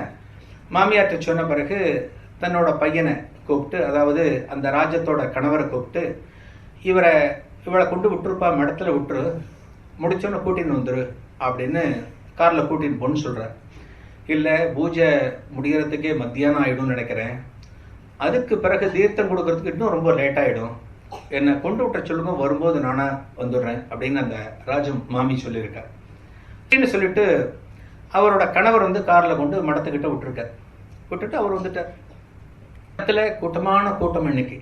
இந்த கும்பகோணமே ஜெய் ஜெய் ஜெயின் இருக்கு, இந்த காவிரிக்கு ஒரு ஓரமாக இருக்கு காஞ்சி சங்கர மடம், அங்கே ஜெய் ஜெய் ஜெயின் கூட்டம் இருக்குங்க. அங்கே போன பிறகு அந்த சந்திரமௌலீஸ்வரர் பூஜையெல்லாம் முடிஞ்ச பிறகு தீர்த்தம் வழங்குறதுக்காக இதே மாதிரி அங்கே ஒரு கியூ நின்றுருக்காங்க. இப்போ திருவொற்றியூர் கதை சொன்ன மாதிரியே அங்கே ஒரு கூட்டம் தீர்த்தம் வாங்க நிறைய கூட்டம் நடந்திருக்கு. இந்த மாமியும் அந்த கூட்டத்தில் ஒரு இடத்துல உட்காந்துருக்க, ஒரு இடத்துல நின்றுருக்க. அந்த ராஜ மாமியும் அந்த தீர்த்தம் வாங்கிறதுக்காக கியூவில் நின்றுருக்க. நகர்ந்துட்டே இருக்கு, தீர்த்தம் கொடுத்துட்டே இருக்கா, பெரியவா கொடுத்துட்டு இருக்கா. என்னாச்சு, இந்த ராஜமாமி கார்த்தால கிளம்பும் போது இந்த தலையில என்ன பண்ணுவோம், அவசரத்துல பின்னிக்கல அன்னைக்கு இந்த மாமி ஒரு முடிச்சு மாதிரி போட்டுட்டு இந்த இடத்துக்கு வந்திருக்கா. காலையிலேருந்து இந்த கியூல நின்னதுனால அந்த போட்ட அந்த முடிச்சு பின்னல்ல அடிச்சு கொஞ்சம் நெகிழ்ந்து போய் தலைமுடி அவிழ்ந்து விழுந்து கொடுத்து பின்னாடி 5வது ஆள் 6வது ஆளா கிட்டத்தட்ட ஒரு 10 ஆளுக்குள்ள வச்சுக்கோங்க. அந்த ராஜம் தீர்த்தம் வாங்கிறதுக்காக நிற்கிற மகா சுவாமிகள் அந்த வரிசையில் நின்றுருக்கா. முடி அவிழ்ந்து விழுந்தோடனே இந்த மாமிக்கு ஒரு பதட்டம் ஆயிடுது. ஏன்னா முடி அவிழ்ந்த கோலத்தில் இருக்கிறதுல இன்னைக்கு சகஜம், அந்த காலத்தில் அதெல்லாம் சகஜம் கிடையாது. முடி அவுத்து போட்டுலாம் யாருமே போக மாட்டாங்க அந்த காலத்தில். அது ஒரு பெரிய அபச்சாரமாக நினைப்பா. அதெல்லாம் அந்த முடியை உடனே கட்டிக்கணும் அப்படிங்கிறதுக்காக கட்டிக்கலான்னா முடியோட ஸ்பர்சம் பட்ட கையால் தீர்த்தம் வாங்கக்கூடாது. அது அதை விட அபச்சாரம், பெரிய அபச்சாரம் அது. அந்த கையோட தீர்த்தம் வாங்கக்கூடாது, கிளம்பணும். ஒரு 7-8 பேர் 10 பேருக்குள்ள இருக்கிற கையெழுப்ப போனா இவ தீர்த்தம் மட்டும் போச்சுன்னா திரும்ப ஒரு 4-5 தெரு தள்ளி தான் போய் நிற்கணும். கியூ அவ்வளோ பெரிய கியூ நிற்கிறது. இந்த வரிசையை விடுறதுக்கும் அந்த மாமிக்கு மனசு வரல, முடிய கட்டுறதுக்கும் மனசு வரல. கட்டின கையெழும்பணும். தண்ணி பட்டெல்லாம் இப்போ கையில் கிடையாது. இருந்தால் சட்டுன்னு ஒரு ஓரமாக லேசாக நம்ம சாப்பிடும்போது 10 பேர் கையெழும்போம், இந்த டேபிள்லேயே பார்த்து கையெழும்போம், அது மாதிரி கையெழுப்பிக்கலாம் ஓரமாக. அதுக்கும் வழி கிடையாது. இந்த மாமி என்ன பண்ணுறதுன்னு தவிப்போடு இருக்கா. பின்னாடி முடி அவிழ்ந்திருக்கு. ஒரு 3-4 பேர் போயிட்டா ஒரு 5வது 6வது ஆள் நிற்கிறேன். ஆனது பரவாயில்ல, அவிழ்ந்த முடியோட போகக்கூடாதுன்னு சொல்லிட்டு சட்டுன்னு என்ன பண்ணுறா, எடுக்கிறா, ஒரு முடிச்சு போடுறா, பின்னாடி தங்க விட்டுக்கிறா. மாமி போகிறா. மாமியோட வருஷம் வருது. மகா சுவாமிகள் அப்படி நிமிர்ந்து பார்த்து கையை நீட்டுற மாமி. கை நீட்டும் போதே மாமியார் கை நடுங்கிறது. மாமிக்கு ஒரு பயம், பெரிய பச்சாரம் இல்லையா, அது வாங்காமலே இருக்கலாம். சுவாமிகள்கிட்ட இந்த மாதிரி ஒரு தப்பு பண்ணிட்டு ஒரு காரியம் பண்ணுறதுக்கு வாசல்ல ஒரு ஓரமாக உட்காந்துருக்கலாம், தப்பு கிடையாது, அது ரொம்ப நல்லது. அது அந்த மாமிக்கு கையெல்லாம் நடுங்கிறது. ஜலம் வாங்கும்போது பெரியவாள்கிட்ட போய் கையை நீட்டும் போது ஒரு உத்தரணி ஜலம் விட்டார். விட்டுட்டு சொன்னார், இதை சாப்பிடாத, கையெலும்பு முதல்ல அப்படின்றாராம் பெரியவன். அதை கையெலும்புனாரா. ரொம்ப பயத்தோட அந்த மாமி கையெலும்புனா. இப்போ நீட்டு அப்படின்னா நீட்டினாலும். அடுத்து வித்தடா, இதை சாப்பிடு அப்படின்னாராம். சாப்பிட்டாராம். ஒன்று கண்ணீர் வழி ஒரு நமஸ்காரத்தை பண்ணிட்டு எங்கேயோ நிற்கிற இந்த மாமிக்கு முடிவு இருந்தது. பெரியவாப்பை பார்த்தேன். மனசுக்குள்ள இருக்கிற ஏக்கம் அது. ஒரு சின்ன சின்ன தப்பு பண்ணிட்டு நாம பண்றோமே, இந்த காரியத்தை பண்றோமே, இது பண்ணலாமான்னு நீங்க நினைச்சேனாலே அதுக்கு ஒரு ரெமடி ஒன்று இருக்கும். தைரியமா தப்பு பண்றதுங்கிறது வேற, பயத்தோட தப்பு பண்றதுங்கிறது வேற. பயத்தோட தப்பு பண்றதுக்கு ஒரு பரிகாரம் எப்பவுமே இருக்கு. அந்த பரிகாரம் தான் இப்ப சொன்ன இந்த ராஜம் சம்பவத்துல. சுவாமிகளுக்கு உணர்வு ரொம்ப அதிகம் உண்டுன்னு சொல்லியிருக்கேன். ரொம்ப சீரியஸாக போயிட்டே இருக்கும். ஒரு சின்ன நகைச்சுவை ஜென்ரலாக ஒன்று சொல்லிட்டு அப்புறம் போவோம். சர்தார்ஜி ஜோக் ஒன்று. பஞ்சாபில் ஒரு ரயில்வே ஸ்டேஷன் பிளாட்ஃபார்மில் ஒரு ட்ரெயின் வரப்போகிறதா ஒரு அனௌன்ஸ்மெண்ட் வருது. அதுக்கு முன்னாடி நியூஸ் என்னென்னா, அந்த பிளாட்ஃபார்மில் அந்த ரயில்வே ட்ராக்ல ஒரு 50 பேர் விழுந்து செத்து போயிட்டோம் ஒரு ட்ரெயின் வரும்போது. சர்தார்ஜி ஜோக் தான், சீரியஸ் யாரும் நினைக்காதீங்க. ஒரு 50 பேர் விழுந்து செத்து போயிட்டான். அதில் ஒருத்தன் தப்பிச்சிட்டான். 51 ஆள் தப்பிச்சிட்டான். ரொம்ப ஆச்சரியம், ஏன்டா இப்படி ஒரு ஆக்சிடென்ட் ஆகாது, செத்தா எல்லாம் சாகணுமே, ஒருத்தன் எப்படி தப்பிச்சான் அப்படின்னு சொல்லிட்டு ரொம்ப ஆச்சரியம். அந்த பர்டிகுலர் ஸ்டேஷனுக்கு பிரஸ்காரெல்லாம் மாதிரி இந்த மாதிரி பத்திரிகாரெல்லாம் நிறைய பேர் வந்துட்டாங்க.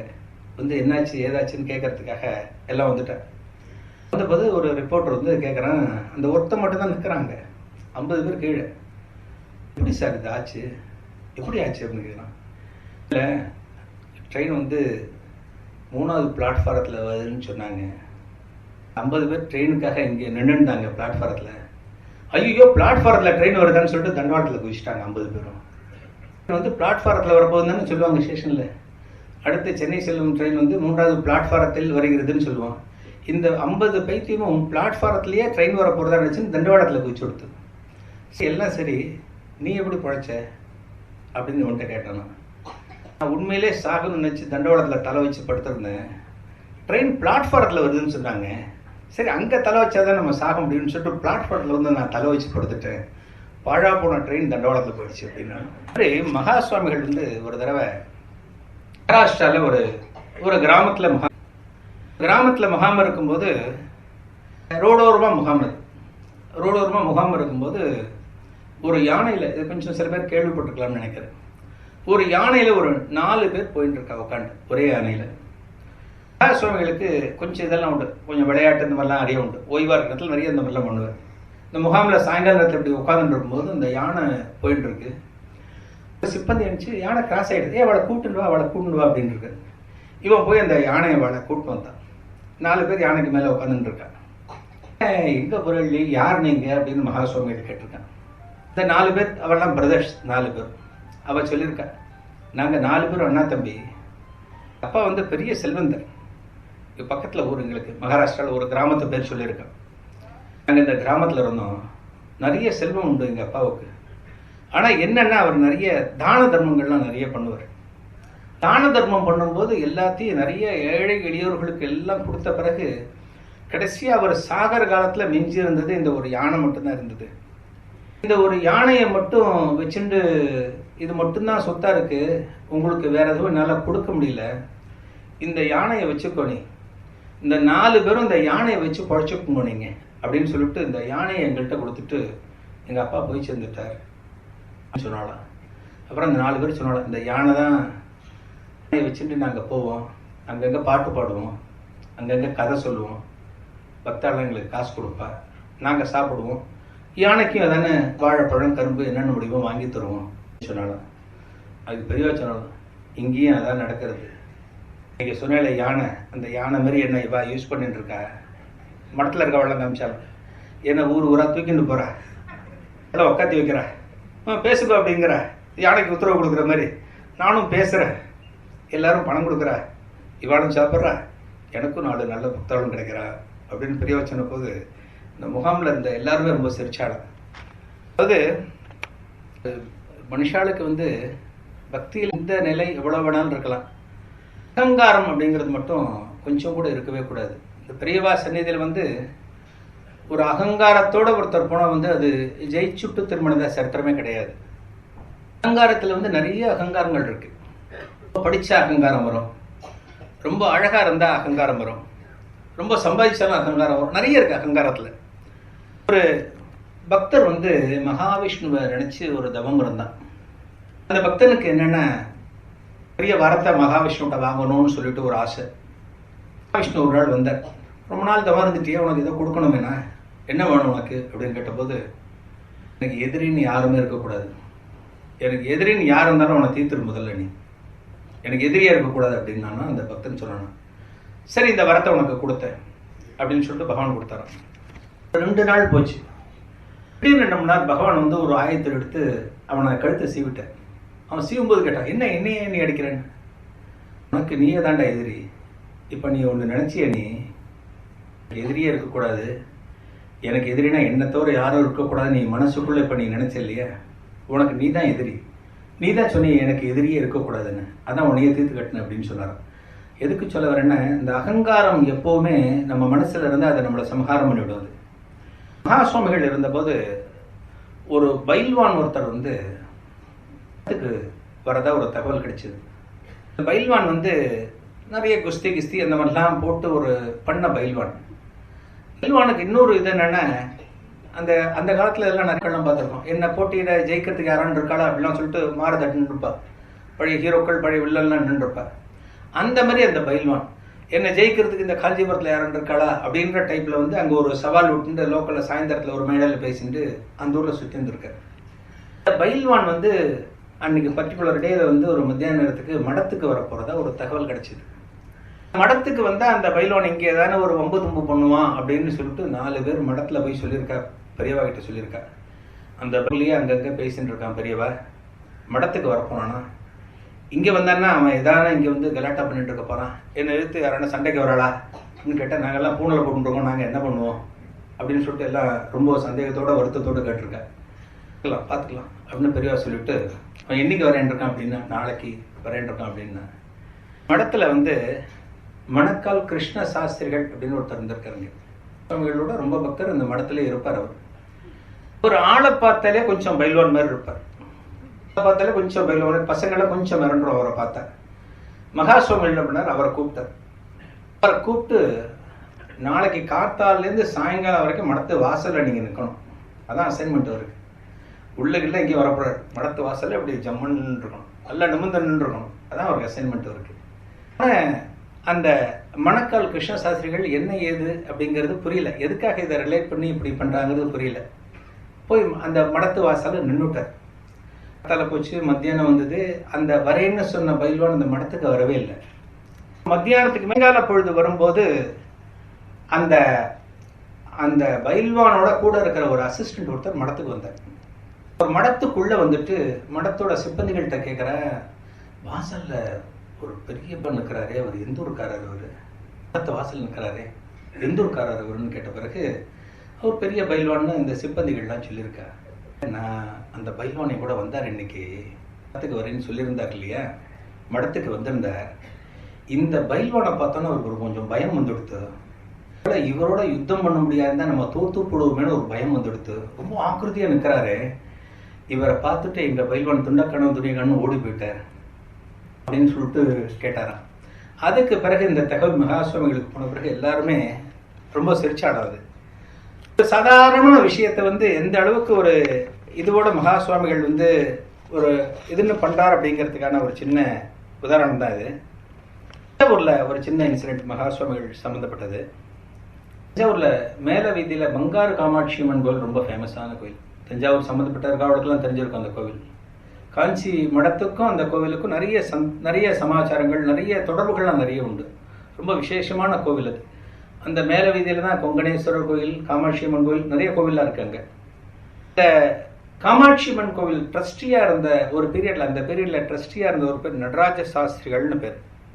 மகாசுவாமிகள் அப்ப தஞ்சாவூருக்கு முகாம் வந்த போது இந்த நடராஜ சாஸ்திரிகள் பெரியவால தரிசனம் பண்றதுக்காக போயிருந்தார். தஞ்சாவூர்ல அவர் இருக்கிற முகாமுக்கு தரிசனம் பண்றதுக்காக போயிருந்தார். போகும்போது ரொம்ப ஆசைப்பட்டு மகாசுவாமிகளுக்கு சமர்ப்பணம் பண்ணணும்னு சொல்லிட்டு நல்ல பன்னீர் ரோஸ்லாம் வாங்கி அந்த ரோஸ் ஒரு நல்ல அழகான ஒரு மாலை கட்டி அந்த பெரியவாளுக்கு சமர்ப்பணம் பண்ணணும், அந்த மாலையை பெரியவாளுக்கு போட்டு அழகு பார்க்கணும், ரொம்ப பிரயத்தனம் பண்ணி அந்த மாலையை ஏற்பாடு பண்ணி கட்டியிருக்காரு. அந்த மாலையை மகாசுவாமிகளுக்கு போட்டு பார்க்கணும் அப்படின்னு சொல்லிட்டு அந்த ஆசையோட இவர் பெரியவா முகாமுக்கு போயிருக்கார். என்னாச்சு, இவர் போன கொஞ்ச நேரத்துல மகாசுவாமிகள் உள்ள போயிட்டார்.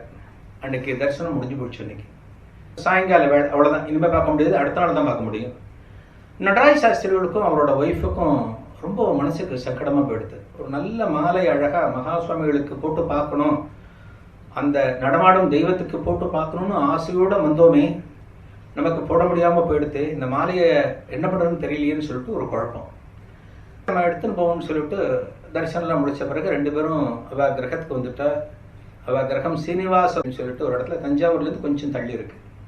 அதுக்கு வந்தோடனே அந்த மாலை என்ன பண்றதுன்னு இப்படி கையில வச்சுட்டு கொஞ்சம் தடுமாறுவோம் இல்லையா, என்ன பண்றது, எங்க வைக்கிறது, மகாசுவாமிகளுக்கு போடணும்னு பண்ணோமே அப்படின்னு நடராஜ சாஸ்திரிகள் தடுமாறின்னு இருக்கும்போது அந்த அம்மா சொன்ன, நம்ம ஆத்துல காமாட்சி படம் இருக்கு, பங்காரு காமாட்சி கோவில் ட்ரஸ்டி தானே, அவாத்துல காமாட்சி அம்மன் படம் ஒன்று இருக்கு, இந்த காமாட்சிக்கு போட்டுருங்கோட, அந்த மாலையை போட்டுருங்கோட, நீங்க தானே அடிக்கடி சொல்லுவேள், பெரியவா வேற காமாட்சி வேற இல்லை, எல்லா சுரூபமும் ஒண்ணுதான் நீங்க சொல்லுவேளே, நீங்க இந்த காமாட்சிக்கு அப்படின்னு அந்த மாமி சொன்னாலாம். இல்ல நான் அப்படி சொல்றது வாஸ்தவம், ஆனா இந்த மாலை பிரத்யேகமா மகாசுவாமிகளுக்குன்னு என் மனசுல பதிஞ்சு கொடுத்து, இது மகாசுவாமிகளுக்கான மாலைன்னு, இது அம்பாள் மேல போடுறதுக்கு எனக்கு மனசு கொஞ்சம் ஒப்பலை அப்படின்னு சொல்லிட்டு வாத்து மூலையிலேயே ஒரு ஆணியில அந்த மாலையை மாட்டி வச்சுட்டேன். ராத்திரி மாட்டி வச்சுட்டு படுத்துட்டு அடுத்த நாள் பொழுது விடிஞ்சு கொடுத்து காத்தால இந்த சீனிவாசபுரத்துல நடராஜ சாஸ்திரிகள் இருக்கிறதுக்கு பக்கத்துல ஒரு பிள்ளையார் கோவில் இருக்கு. திடீர்னு காத்தால அந்த பிள்ளையார தரிசனம் பண்றதுக்காக மகாசுவாமிகள் வரார் அப்படின்னு சொல்லிட்டு ஒரு அறிவிப்பு விடியங்காத்தால அந்த தெருவுல ஒருத்தர் கத்திண்டே வர்றார். ஒரு மடத்தோட ஊழியர்கள் மைக் வச்சு சொல்லிட்டு வர்றார், மகாசுவாமிகள் இங்க வரப்போறார், எழுந்தருள போறார், இந்த பிள்ளையார தரிசனம் பண்ண போறார், இந்த திருவழியா வரும்போது அவர் தரிசனம் பண்ணலாம் அப்படின்னு சொல்லிட்டு எல்லாம் சொல்லிட்டு போயிட்டு இருக்காரு. மகாசுவாமிகள் காத்தால வரா அப்படின்னு சொல்லணும்னா அந்த தெருவே கோலாகலம் ஆயிடுத்து, அந்த சீனிவாசபுரமே கோலாகலம் ஆயிடுத்து. எல்லாம் ரொம்ப உற்சாகம் ஆயிட்டார். அவ ஆத்து வாசல்ல பூர்ண கும்பம் தயார் பண்றது, பெரியவாளுக்கு சமர்ப்பணம் பண்றதுக்காக பழங்கள் இதெல்லாம் ரெடி பண்ண ஆரம்பிச்சுட்டா. எல்லாரும் ஆத்து வாசல் பக்கம் எல்லாம் தெளிக்க ஆரம்பிச்சுட்டா, எல்லாம் பண்ண ஆரம்பிச்சுட்டார். மகாசுவாமிகள் வந்துட்டார். அந்த பிள்ளையார தரிசனம் பண்றார். அந்த பிள்ளையார் தரிசனம் பண்றதுங்கிறது தான் அவரோட காத்தால அவரோட போர்ட்போலியோ. அந்த பிள்ளையார தரிசனம் பண்ணிட்டு நேர திரும்பி போகும்போது சட்டுன்னு அந்த நடராஜ சாஸ்திரிகள் ஆத்துக்குள்ள திடீர்னு நுழையிறார். எந்தவித முன்னறிவிப்பும் இல்லாம உள்ள நுழைஞ்சவர் நேர பூஜை ரூமுக்கு போறார். அந்த ஆணியில மாட்டிருக்கிற அந்த மாலை இருக்கு இல்லையா, அந்த ரோஸ் மாலை, அந்த ரொம்ப அழகா அந்த மாலையை லாபகமா கையில எடுக்கிறாராம், கழுத்துல போட்டுக்கிறாராம். சாஸ்திரிகளும் அவரோட ஒய்ஃபும் பக்கத்துல இருக்கிறார். என்ன பண்ண போறாருன்னு தெரியல. மகா சுவாமிகள் திடீர்னு ஆத்துக்குள்ள வந்துட்டார். ஆத்துக்குள்ள உட்கார்ந்து அனுகிரகம் பண்ண போறார் அப்படின்னு நினைச்சவா, எந்த மாலை மகா சுவாமிகள் கழுத்துல போட்டு பார்க்கணும் அப்படின்னு அவ ரொம்ப ஆசைப்பட்டு காமாட்சி அம்மனுக்கு கூட போடாம மாலைய ஒரு ஆணையில மாட்டி வச்சிருக்காளோ, அந்த மாலையை மகா சுவாமிகளே தன் கையால எடுத்துன்னு தன்னோட கழுத்துல போட்டு நடராஜ சாஸ்திரிகளை பார்த்தாராம். உனக்கு திருப்தி தானே அப்படின்னு கேட்கிறாராம். நடராஜ சாஸ்திரிகளுக்கு என்ன சொல்றதுன்னு தாங்க முடியல. ரொம்ப சந்தோஷம் பெரியவா, ரொம்ப சந்தோஷம் அப்படின்னு சொல்லிட்டு 2 பேருக்கு நமஸ்காரம் பண்ண பிறகு ஆசீர்வாதம் பண்ண பிறகு அந்த சுவாமிகள் அப்புறம் கேட்கிறாராம், ஒரு வெள்ளி கிண்ணம் ஒன்று தரணும்னு சொல்லியிருந்தீ எனக்கு, எங்க அது அப்படிங்கிறானா. உண்மையிலே ஒரு வெள்ளி கிண்ணம் மகா சுவாமிகளுக்கு கொடுக்கணும்னு சொல்லிட்டு முதல் நாள் பேசி ஒரு கிண்ணத்தை வாங்கி வச்சிருக்கார் நடராஜ சாஸ்திரிகள். அம்மா சுவாமிகள், அம்மா பெரியவா வச்சிருக்கேன் அப்படின்னு சொன்ன பிறகு எங்க எடுத்துன்னு வா அப்படின்னாராம். அந்த வெள்ளி கிண்ணத்தை எடுத்துன்னு வந்தேன். எடுத்துன்னு வந்து மகா சுவாமிகள்கிட்ட கொடுத்த பிறகு இந்த கிண்ணத்தை வாங்கிட்டு அவளை ஆசீர்வாதம் பண்ணிட்டு மகா சுவாமிகள் எங்கேருந்து போனாலாம். என்ன மகா சுவாமிகள் இந்த மாலை மகா சுவாமிகளுக்கு போய் சேரணும்னு ஒரு தீர்மானம் பண்ணியாச்சுன்னா, மகா சுவாமிகள் தஞ்சாவூர்லன்னு இல்லை, எங்கே இருந்தாலும் சரி அந்த மாலை அவருக்கு நிச்சயம் போய் சேர்ந்துருங்கிறது இது போன்ற சம்பவங்கள்லாம் ரொம்ப தெளிவாக உணர்த்திருக்கு. நிகழ்ச்சியில் சுவாமிகளோட ஒரு அருள் அமுதத்தை கிட்டத்தட்ட ஒரு 2 மணி நேரம் இங்கிருந்து பருகினவங்க மகா சுவாமிகளோட அருள் பரிபூர்ணமாக கிடைக்கணும் அப்படின்னு சொல்லிட்டு பிரார்த்தனை பண்ணி இந்த உரையை நிறைவு பண்ணுறேன். எல்லாருக்கும் நமஸ்காரம், நன்றி, வணக்கம். மகா பெரியவா புக்கு ஒன்று இங்கே வச்சுருக்கேன். இப்போ ஒரு புக்கு ஒன்று ரிலீஸ் பண்ணோம். 440 பக்க புக்கு. அது ஒரு 300 ரூபா அந்த புக்கு வச்சுருக்கேன். தேவைப்படுறவா இந்த புக்கு வாங்கிக்கலாம். அவர்கிட்ட விக்ரமன் அங்கே இருக்க, தேவைப்படுறவா புக்கு வாங்கிக்கலாம். ஒரு 440 பக்கம் மகா சுவாமிகள் பக்தர்கள் அனுபவங்கள்லாம் நிறைய தொகுத்தது. வேணுங்கிறவா வாங்கிக்கலாம். தேங்க்யூ. அவங்ககிட்ட பற்றி எவ்வளவு தடவை யார் சொன்னாலும் கேட்கலாம்.